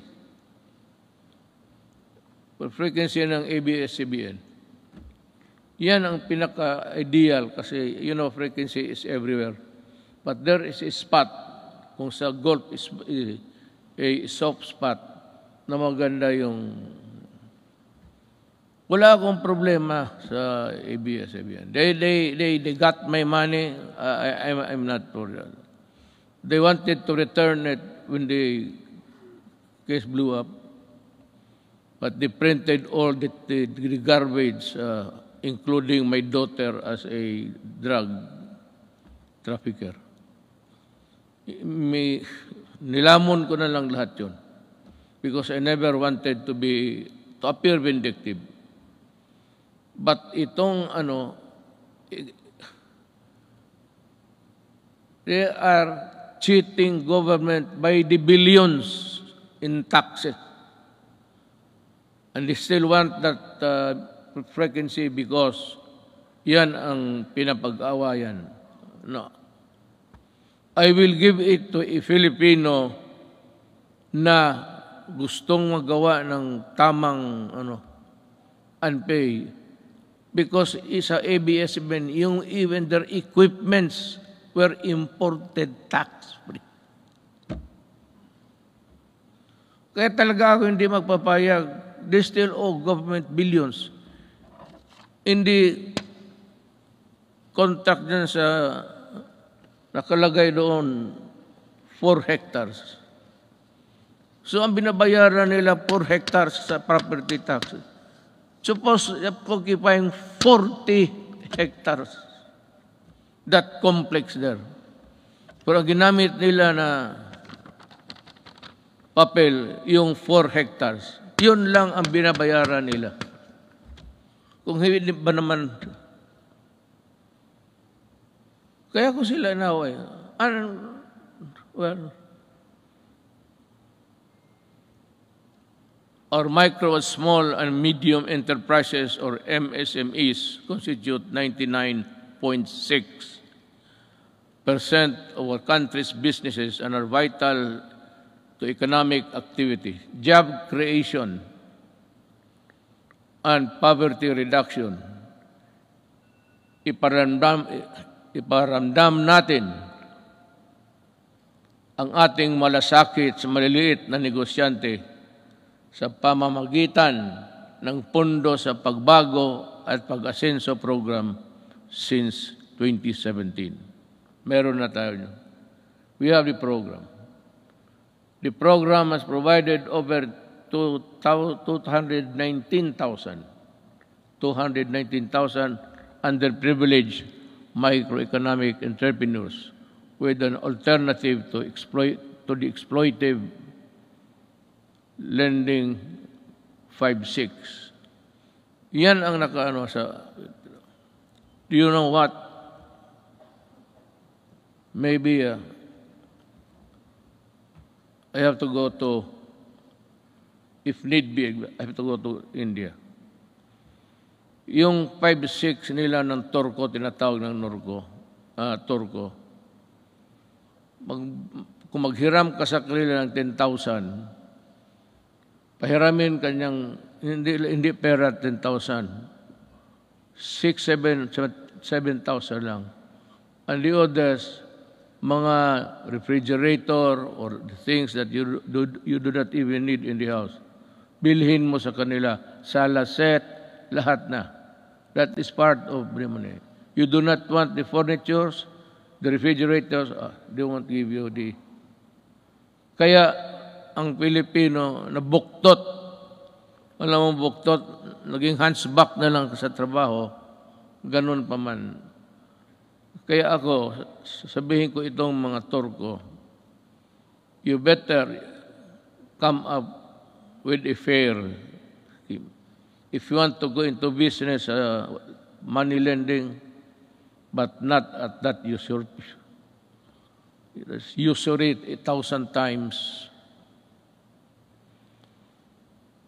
Likewise, to further support development of our micro and small business, we initiated radical reforms in the tax system to ease the taxation burden and increase the net income of lower wage earners and small businesses.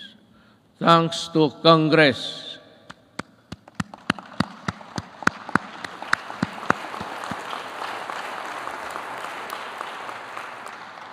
Yan, hindi pa ninyo alam, ha?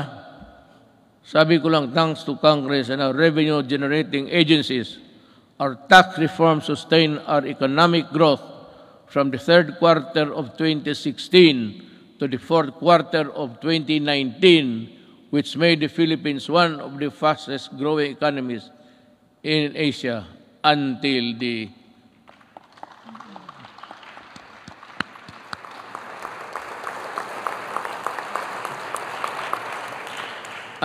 the pandemic scourge. Yan talaga ang, well, I don't know what's the plan of God. That is something which hit us right in the heart. We see there's no way of telling when this virus would disappear from the planets of the earth. We can only pray to God to look into our direction and decide on what will happen to this planet He created. However, tax laws are not always perfect, and that is why every now and then they have to be revisited to see if they are at pace with the changing times. Let us therefore continue to monitor the relevance and the impact of our tax laws on individuals and private institutions to prevent serious damage on their financial health. Going now to the social and health issues. To unburden of people from the hefty cost of tertiary education, my administration worked with Congress to pass a landmark legislation that had remained unpassed for so many years. The Universal Access or Tertiary Education Act in 2017, which provides free education to college students and state universities. Thank you, Congress.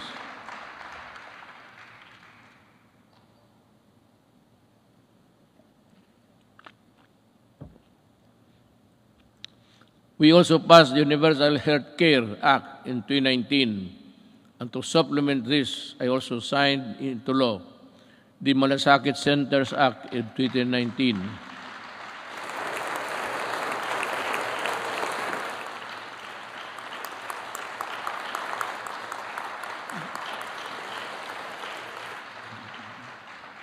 Kasi ganito yan eh. Pag ang pobreng Pilipino na sa ospital, magpunta pa siya doon sa kung saan makahingi ng tulong. So, ang ginawa, just like in Davao, ginawa namin, yung lahat na kailangan, yung internal revenue, kung nandyan, business permit, dyan na lang sa isang lugar, medisina, kunin nila. Dyan mismo sa ospital. Hindi na sila maglakad-lakad. And to me, that is one of the most, let me find the right word, a poignant act of Congress and of the Executive Department.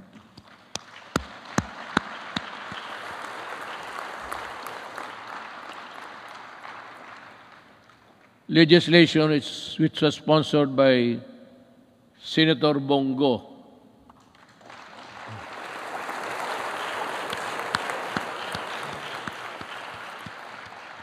If you feel like standing up, you can, Senator.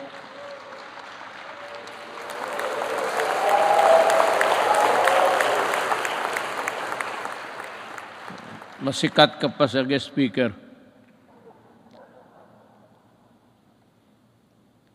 Unburden our peoples with the tedious process of going to various agencies and offices in order to avail assistance from government. I am pleased to report that we have already established 130 malasakit centers across the country.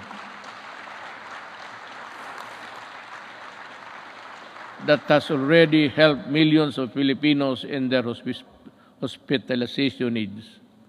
By establishing malasakit centers all over the country, we have actually leveled the playing field and provide our less fortunate countrymen the medical care they deserve. We will be establishing more, God willing, if we are still around. Sa pagtatag ng malasakit center, hindi po kailangan lumapit at humingi ng tulong sa iba't ibang ahensya ng gobyerno. Ang gobyerno na ang lumalapit sa tao.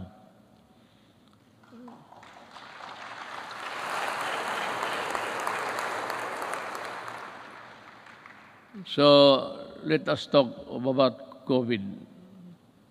It's mentioned everywhere in the speech, but what's this goddamn virus is? I have to admit, back when I decided to answer your call and run for higher office, never did I imagine that my presidency would not only be judged by how I made good in my campaign promises in fighting illegal drugs, criminality, corruption, but how well I led our nation during the global pandemic. Hindi na ako makapronounce ng buti, baka mayroon na ako. May ambulansya ba dyan? Mukhang iba na ang... You know, I cannot pronounce the words. I hope this is not a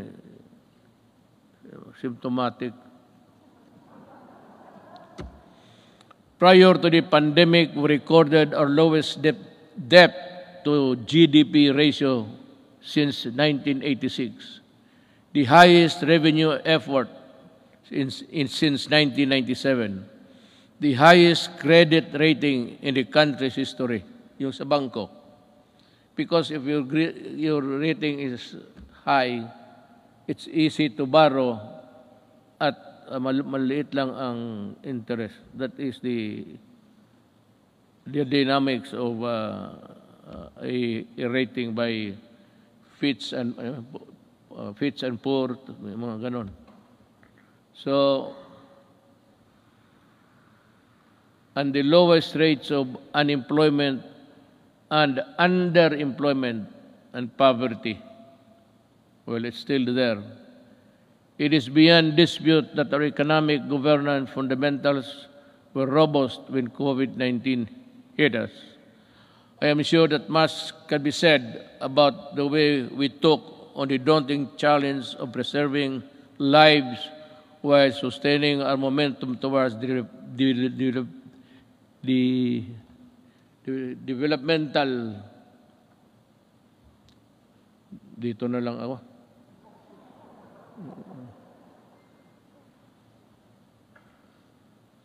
goals. Naturally, we prioritize saving lives. Buhay muna bago ang lahat. Ibig sabihin, inuna natin yung gastos, yung pera natin sa pandemic. Kinuha ng lahat ng mga budget. Si Dominguez yan. Yun ang ginamit ninyo sa Bayanihan 1 and 2. Doon natin kinuha yung pera. We move quickly to safeguard the well-being of every Filipino through preventive and responsive health and safety measures and broad inclusive social amelioration programs, or SAP. Thanks to the support of Congress, we launched the most extensive social protection program in our country's history with the Bayanihan passage of Bayanihan 1 and Bayanihan 2.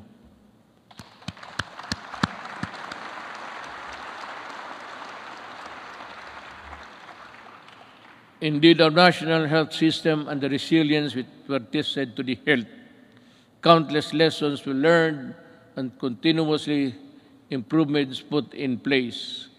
Kahit anong crisis ay kaya malampasan kung tunay na may malasakit at bayanihan. I agree. At the early stages of the pandemic, our testing capacity was very limited. Recognizing the importance of conducting more tests to ensure early detection and timely isolation of confirmed COVID-19 cases, we ramped up our testing capacity. We now have more than 260 accredited laboratories nationwide, which is still capable of conducting at least 50,000 tests daily. All regions now can conduct their own COVID-19 tests. To take care of mild and asymptomatic cases, we established over 9,000 temporary treatment and monitoring facilities across the country, with a total bed capacity of more than 140,000. Together with the local government and the private sector, we quickly established mega quarantine facilities that could accommodate more cases. Modular hospitals and quarantine facilities have also been established nationwide, especially in Metro Manila. For our severe COVID cases, our tireless health workers will continue to ensure that you are provided with the best care around the clock based on the latest development global best practices. Our health experts continue to actively participate in the search for safe and effective COVID-19 medicines. With the help of Congress, kita mo sa lahat, I never said, wala kang magiging ito that I developed caused the construction of a bridge that is nowhere to be found today. Ako, sa inyo talaga, with the help of Congress, we passed 13 measures that establish improve the capacity of existing hospitals around the country to provide quality care and services. Our people, especially amid the ongoing pandemic-19.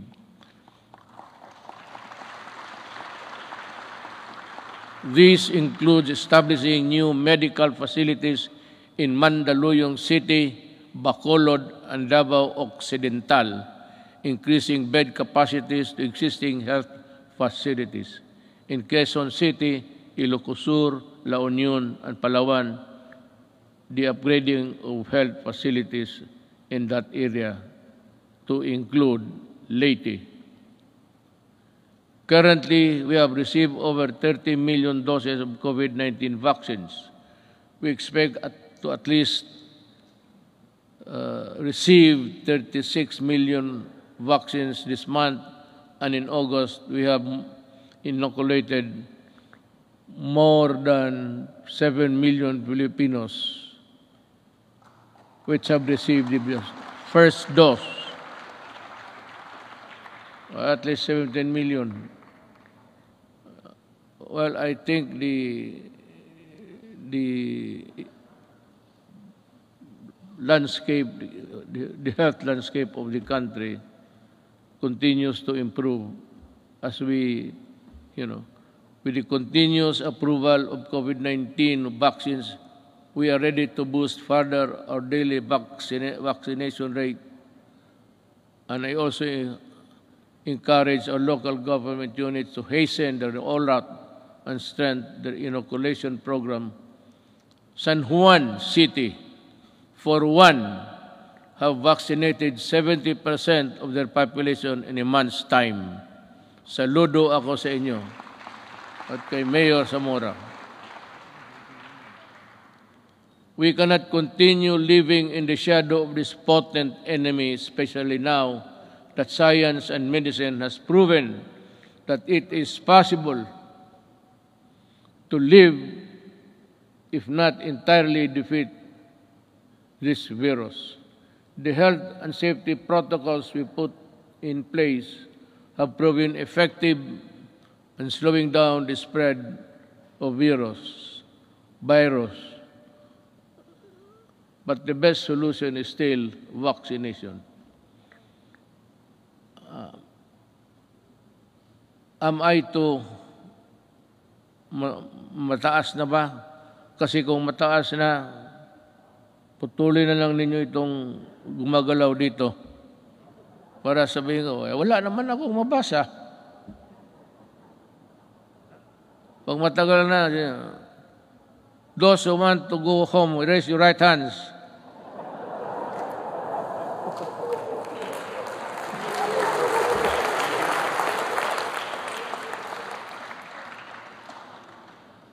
Pati si Monsignor, makagtaitaas niya kamay niya. That is why I implore our countrymen who are now in the list of sectors to be inoculated to get vaccinated now. And to those who received their first doses, please return for your second shot.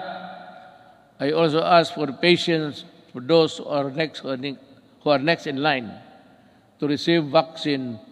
More and more COVID-19 vaccines are arriving each week, and you will soon have your turn. Corollary to this, it is high time that clear and precise uniform protocol and guidelines are issued in anticipation of the vaccination of more Filipinos and the steady reopening of our society. You know, pagpasensyahan ninyo ako, I ask, I beg your kind indulgence. But I have to talk about something which would affect us all. It seems that this government is too far away from the people. Yung serbisyo talaga na totoo. Nung isang araw nakita ko, I don't have to know what place was that. Ang mga tao nakapila. And they say that they were there at 4 o'clock. Lumalakas yung ulan, sa payong lang sila. So nanonood ako sa report because I listen to the report every morning. Makukuha mo sa mga radio station yan eh. So I was having breakfast. I was listening to their TV. At nakita ko yung mga tao nakapila doon, malakas ang ulan. Sabi ko,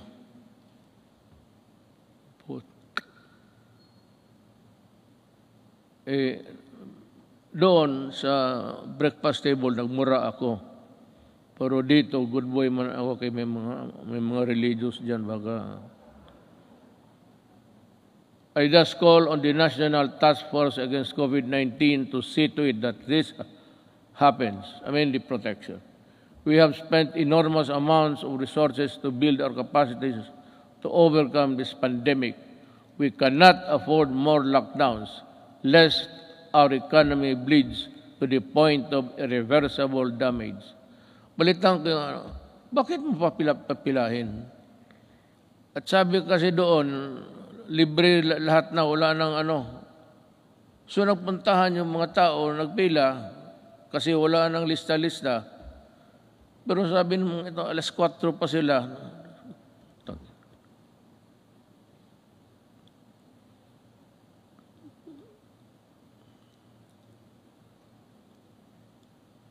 Hindi lang ako pwedeng alam mo, sa totoo lang, hindi naman ako nagyayabang.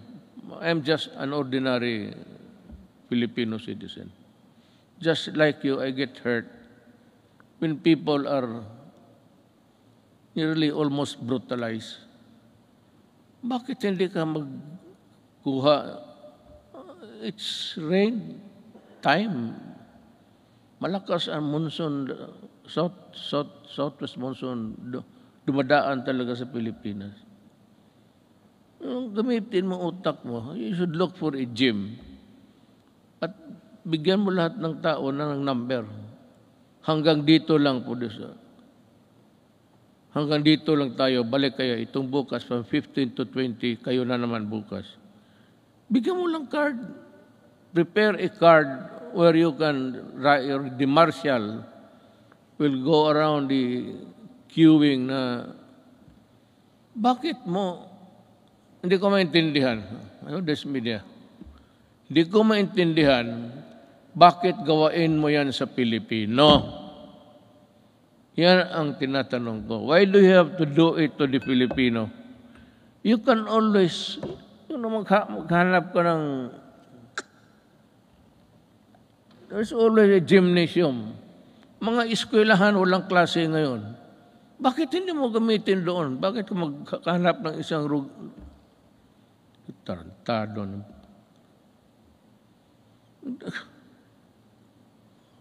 Kaya lang ako, well, it is to my chagrin, because gusto kong lumabas. Itong PSG lang na ito ang, sabihin ko sa inyo, huwag kayong magpresidente. Ito, wala talagang, sabihin ko, maliit ang sweldo. Wala ka. If you're not there really for mag-corrupt ka dyan, well, it would make you a billionaire overnight. But kung magtrabaho ka lang ng ganito, ako presidente, gusto kong lumabas doon, sabihin ko, hoy, bakit ganito to? Bakit ganon kayo ka-stupido?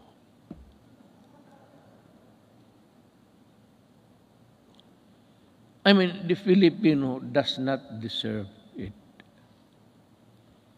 Even if they are not paying taxes. Because the theory of government is that all money belongs to the people. And the money is there. It belongs to all of us. And it should be used for public good. But what is the use of public good if you are not good and stupid?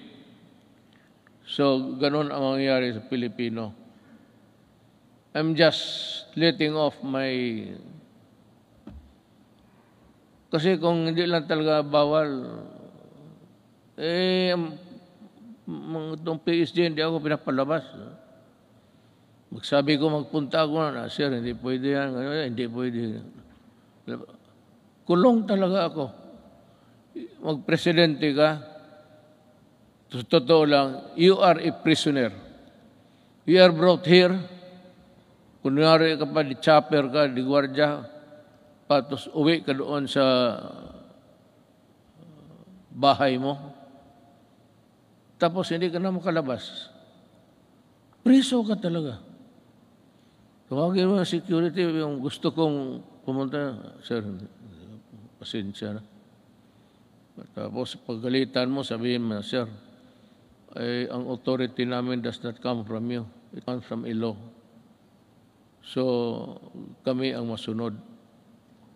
Talagang, sige ka, pero bunch of papers, if you read it, hanggang umaga, trabaho ka. Sweldo mo, ganun lang. Just give me 219,000.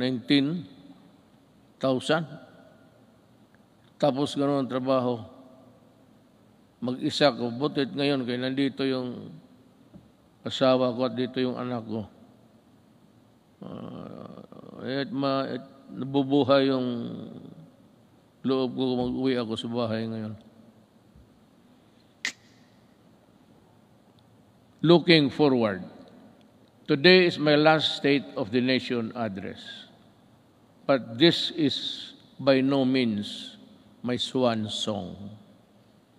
I shall never cease to implore Congress to pass vital and critical legislation as well as to push the entire government to ensure nothing less than the full recovery and revitalization of our country. But to do this, it is necessary for us to first overcome the crippling fear, anxiety, and uncertainty that was caused by the threat of the COVID-19 virus. Well, I really do not know what to do. I have to listen to the task force. This is a group of people volunteering to be a collective advisor or that would give you the advice collectively, if we put it that way, na sila ang magsabi. And we're just waiting for the word. I am referring to Delta. It is rampaging now in Indonesia, Thailand, India, and many parts of Asia. And ang sabi doon sa the Western medicine says that it is far more aggressive and far more dangerous, and it can cause death easily than the COVID-19 original. So this is as good as any other time to say it. If says that it is really dangerous, you have to go back to lockdown. If there are many people in other parts of the world killing as many than Delta, if ever it will spread, we have it here now. I hope it will not go any further. But if something wrong happens, I'll have to be strict. And I have now my word that there will be, just like what happened in the early days. Kung ganon ang COVID, saan tayo pupunta? And if it requires a new vaccine, we do not have it yet. I don't know what, maybe we'll just have to pray for salvation. Sabihin natin, Diyos, we have done everything, but this time we are really put hard on these things that happen. Rest assured, we will exert every effort to ensure the lost livelihood of our affected countrymen. I have recently signed an executive order creating a task force that will shepherd the country's national employment recovery strategy. The task force recently partnered with the Employers Federation of the Philippines to implement the reforms Rebound and Recover program that aims to vaccinate qualified workers to fill in more than 1 million jobs. These jobs will be created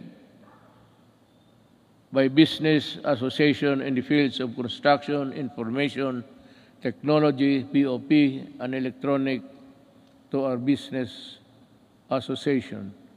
Thank you for joining in our effort to bring back lost income opportunities for our workforce. Another important component of our employment recovery strategy is the retooling of our workers to prepare them to better job opportunities. Since the start of the community quarantine, over 1.5 million availed of the TESDA's free online training program. I am directing the National Employment Recovery Strategy Task Force, particularly TESDA, to ensure the upskilling of our workers and increase their employability. I expect the task force to work double time, not only to recoup job losses, but more importantly, to rehabilitate the economy and help our hardest hit sectors. Through COVID-19 assistance, to start enterprises or CARES program, we released 988 million pesos worth of loans to over 14,000 enterprises. Bayanihan 1 and Bayanihan 2 released 2.9 billion pesos worth of loans to over 12,000 enterprises, including our displaced OFW enterprises in the tourism sector, to help them start or sustain their business amid the pandemic. Along this line, I would like to renew my call to Congress to immediately pass the amendments of priority legislative measures such as the Foreign Investments Act, the Public Service Act, and the Retail and Trade Liberalization Act.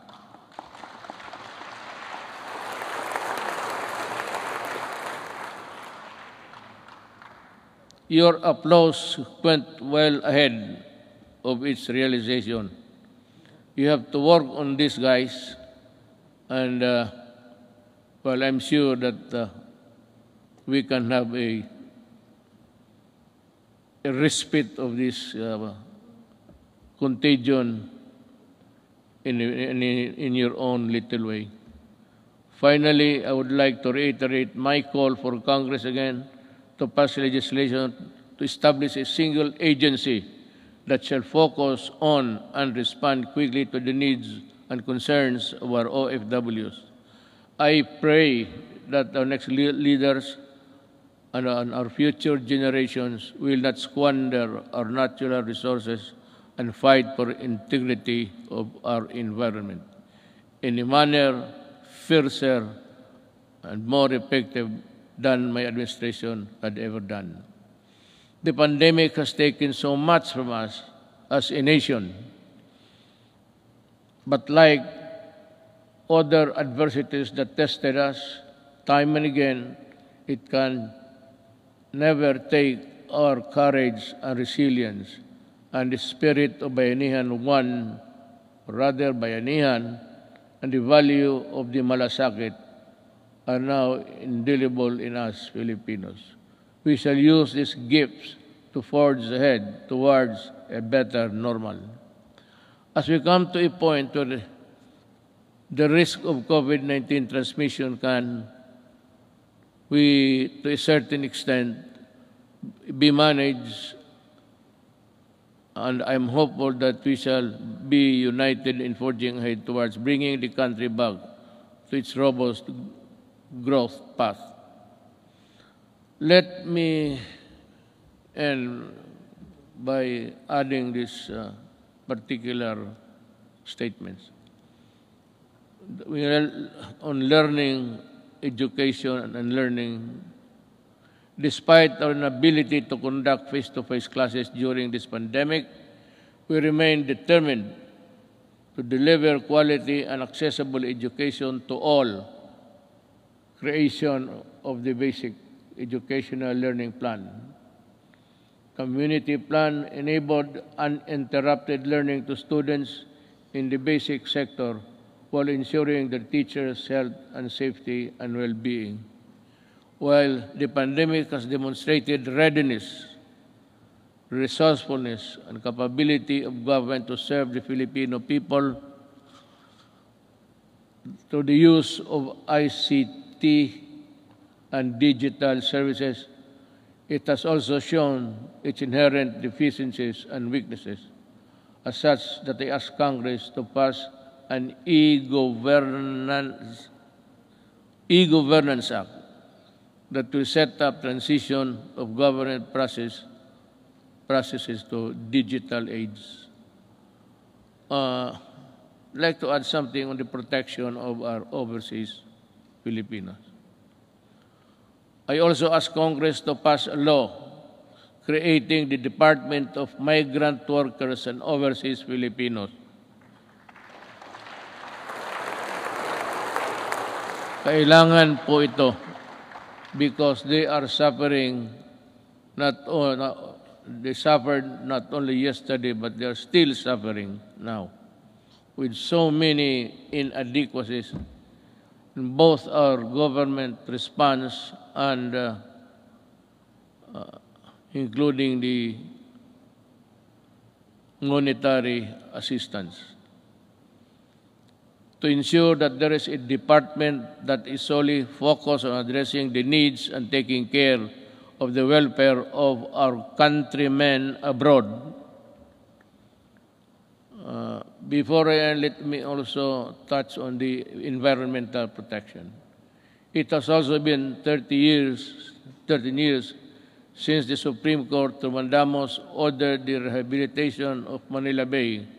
Unfortunately, no immediate substantial action to comply with the Supreme Court's order was undertaken until 2019, when this administration started its long overdue rehabilitation. As of May 2019, all illegally operating open dump sites surrounding Manila Bay has been shut down, while 151 out of 187 LGUs surrounding the bay have now access to sanitary landfill. Establishments have been forced to comply with environmental laws and ordinances, while those who did not have been closed. As a result, pollutants have been slightly reduced, coliform levels also reduced to its barest maximum, are now in its longest levels in years, if not decades. I urge the DENR to sustain the efforts to continue working with our LGUs to restore Manila Bay to its former glory.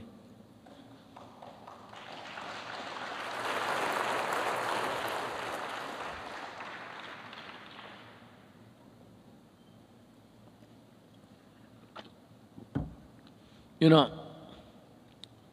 just one little thing before we end. Yung pag-ano sa Manila Bay, where there is the corner where all of the garbage by current, by action of the current, nandito marami sa likod ng Luneta.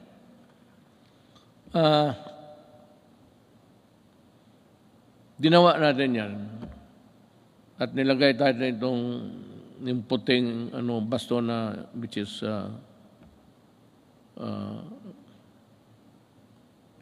scattered into small pieces. Nawawala minsan yan because of the waves. So every now and then we still have to replenish because we cannot change the nature of our shores. That is how it is. It is not a permanent fixture there, doliform. It is there from the mountains, and we break it down and bring it to the sea. But that would occupy that place, irrespective of there is a high tide or low tide. Nakakatulong yan. At nawawala yan. And the only way to do it is to replenish it until we can think of a good alternative of how we can process the whole thing back to its normalcy. If there was really normalcy at that time or at any other time in the past. On the resilience, again, dinagdag ko na lang ito. So time is good, and at any other time again to ask you, in line with this, we hope to pursue the creation of public entities dedicated to managing emerging and re-emerging diseases. I thus fervently ask Congress to enact a law creating the Center for Disease Prevention and Control and the Virology and Vaccine Institute of the Philippines. We must have them. Baski gaano natin kahirap, however poor we are, I think that the Filipinos, given the proper support and the things, the equipment that they have to use, we can, I am sure that the Filipino brain can also process or make vaccines in the future.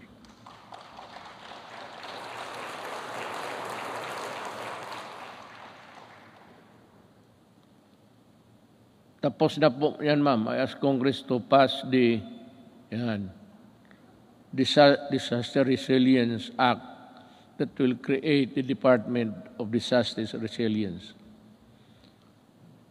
Let us also, pagkatapos ito, ma'am, ikaw yung unang tao na mag-congratulate sa akin, ha? Kaya ako nagka-utal-utal dito dahil sa iyo.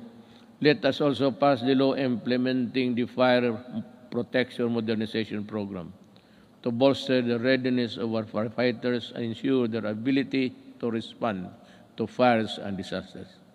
Related to this,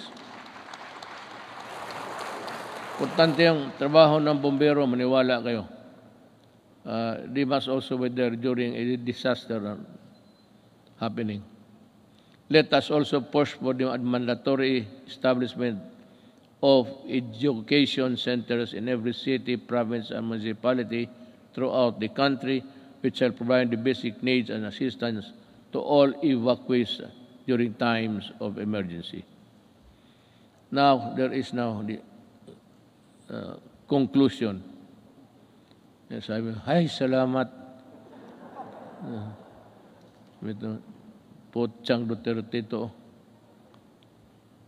The lights go out for this administration 11 months from now.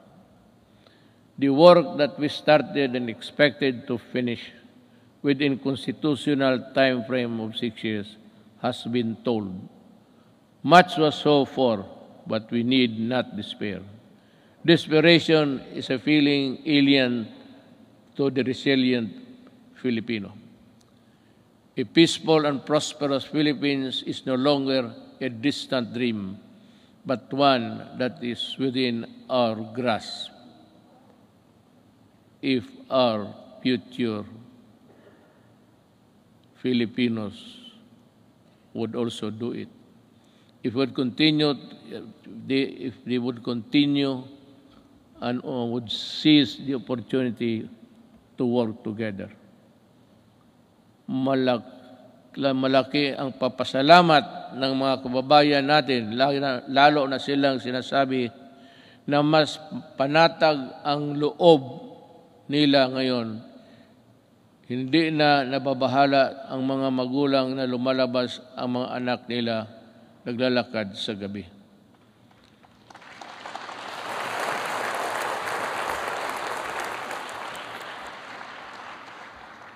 I will not elaborate on anything.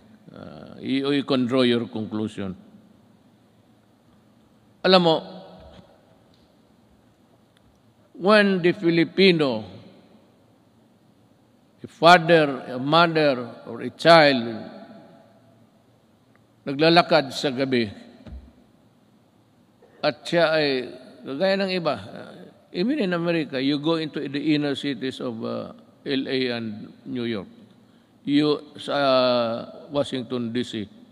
There's a corner there, they say, do not go there because you'll not come out alive.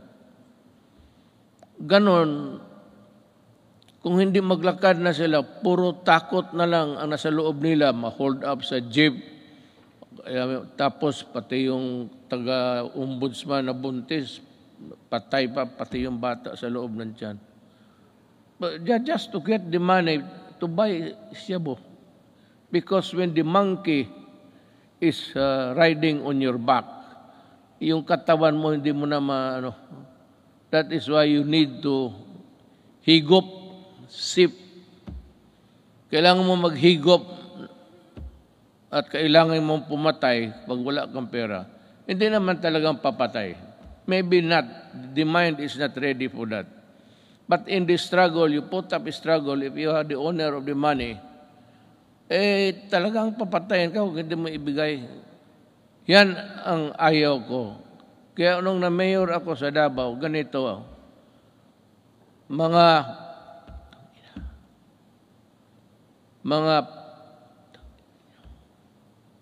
umalis kayo sa daan. Yung daan, yung public transportation is for public good.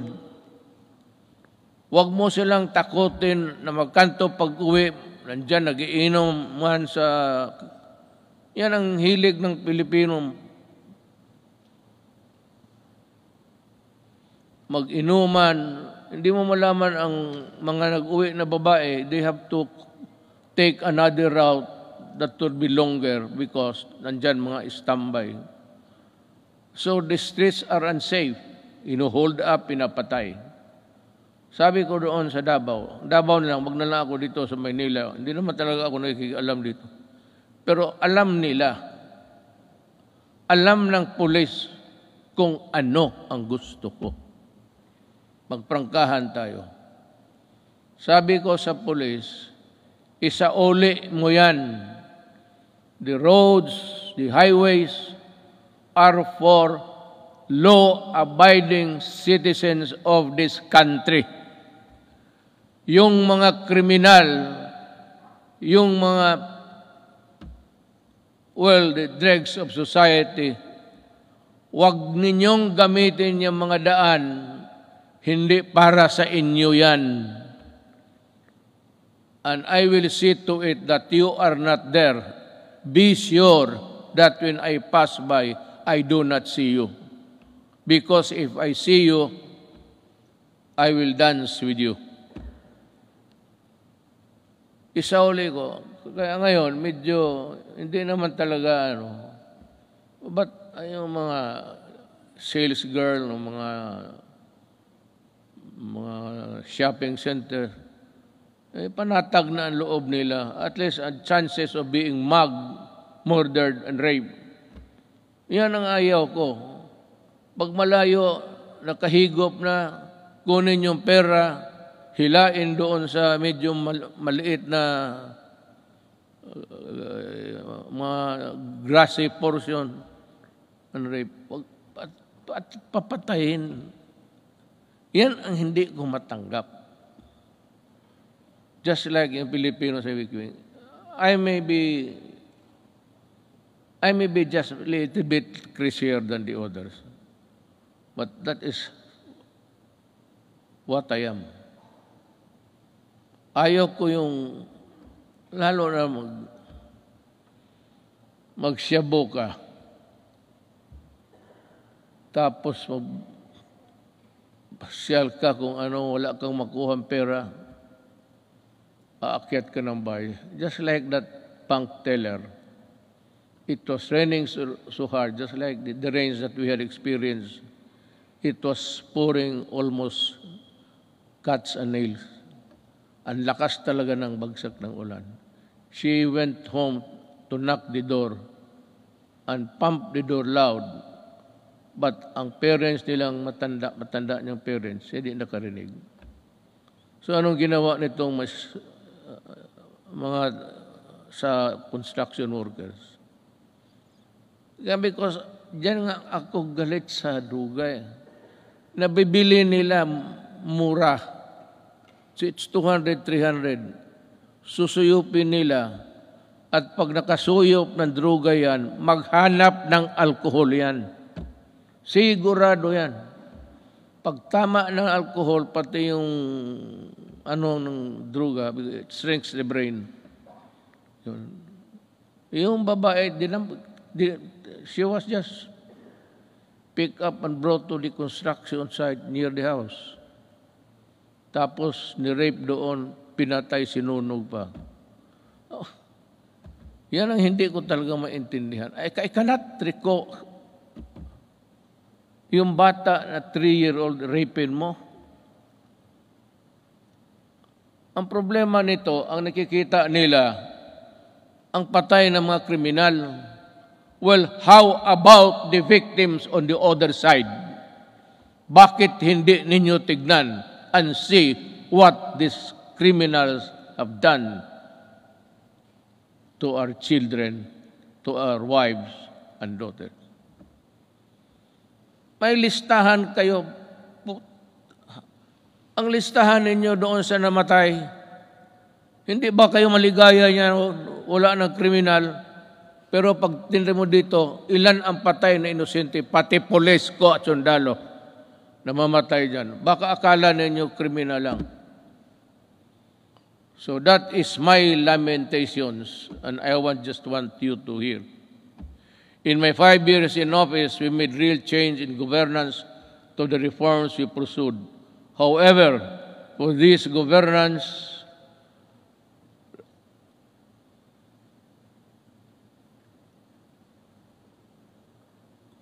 must be sustained and broadened.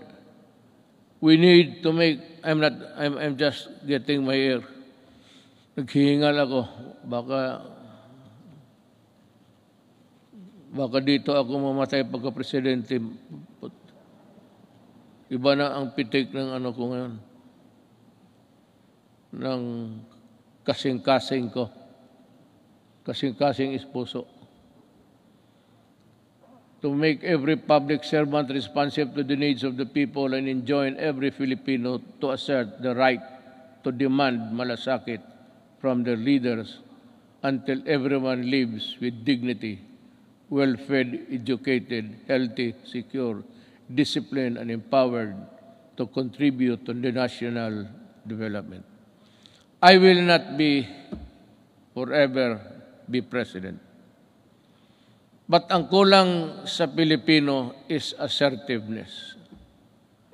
Pag mayroon kayong transaction at hingian kayo, ang sabi ko sa inyo, ito ang payo ko. Murahin mo, sabihin mo, nagtatrabaho kayo at kami dito. We are following papers and you are sitting on your ass on it. Kaya dito sabi ko, makinig kayo lahat ng Pilipino, total last zone ako ito. Pag may mag-follow up kayo, permit, clearance, at maghingi ng pera, murahin ninyo, sabihin ninyo, yan, sabi ni Duterte, sampaling ko kayo kasi ako nagbabayad ng buwis. Bakit ginaganito ninyo? Anto di mga Pilipino, hindi naman lahat. Tayong magtatrabaho sa gobyerno. You know, I mean, it takes you 1 month to process a paper. Takes you, patos pabalik-balik yung tao. Pag ang tao bumabalik, 2, 1, 3, then there is corruption there. Murahin mo at kung maari, pahiramin kita ng pangkulam para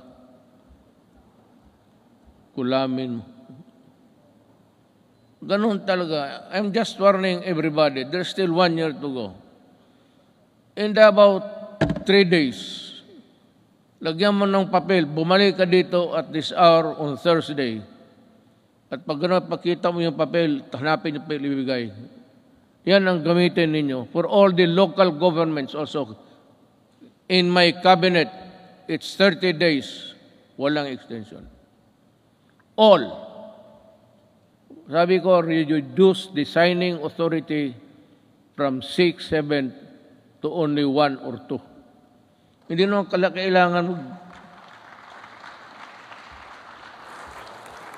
hindi kailangan nagpirma lahat ng empleyado dyan. 1 or 2, yung iba mag-process lang. But if we cannot process it also in so many days, in Davao, if there is a clearance which is long overdue, hindi mo na pwedeng ibigay doon sa tao. Ibigay mo sa akin at tanungin kita bakit inabot ka ng ganitong There's no other conclusion.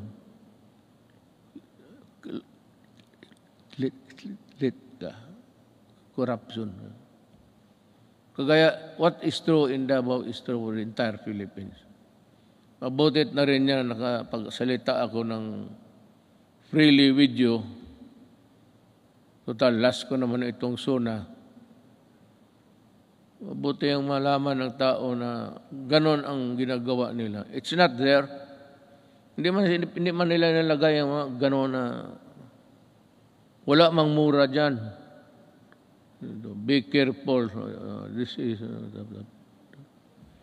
We need to fight and subdue narrow vested interests and ensure that our gains will benefit to the greater number of Filipinos, especially those who have the least in life. We have laid down the groundwork and are continuing to push for landmark reforms and key accomplishments to the last day of my term. I have full confidence that the Filipino spirit, pati ako nagmamadali na. Naiihi na kanina pa eh.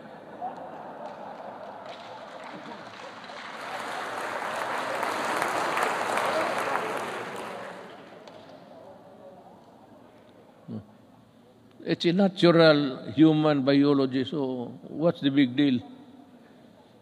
Bakit kayo magpakpak kung napaihi na ako? Sa bagay, alam ko rin, nahiya kayo magtindig. Puno ang pila nito pagdating sa CR maya. I have full confidence that the Filipino spirit will persevere and triumph together. And together, let us rise as a nation. Thank you.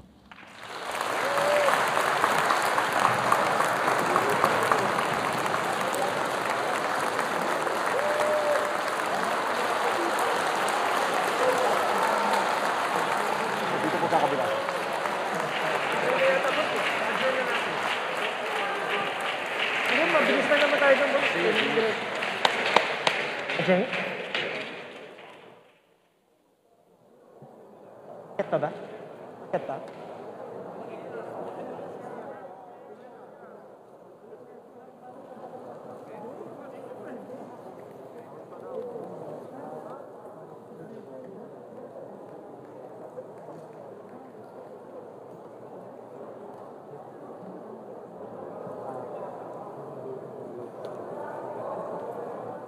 Salamat po sa I am deeply honored.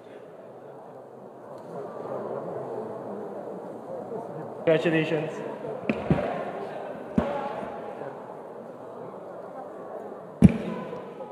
On the part of the Senate, the joint session is hereby adjourned. On the part of the House of Representatives, the joint session is hereby adjourned.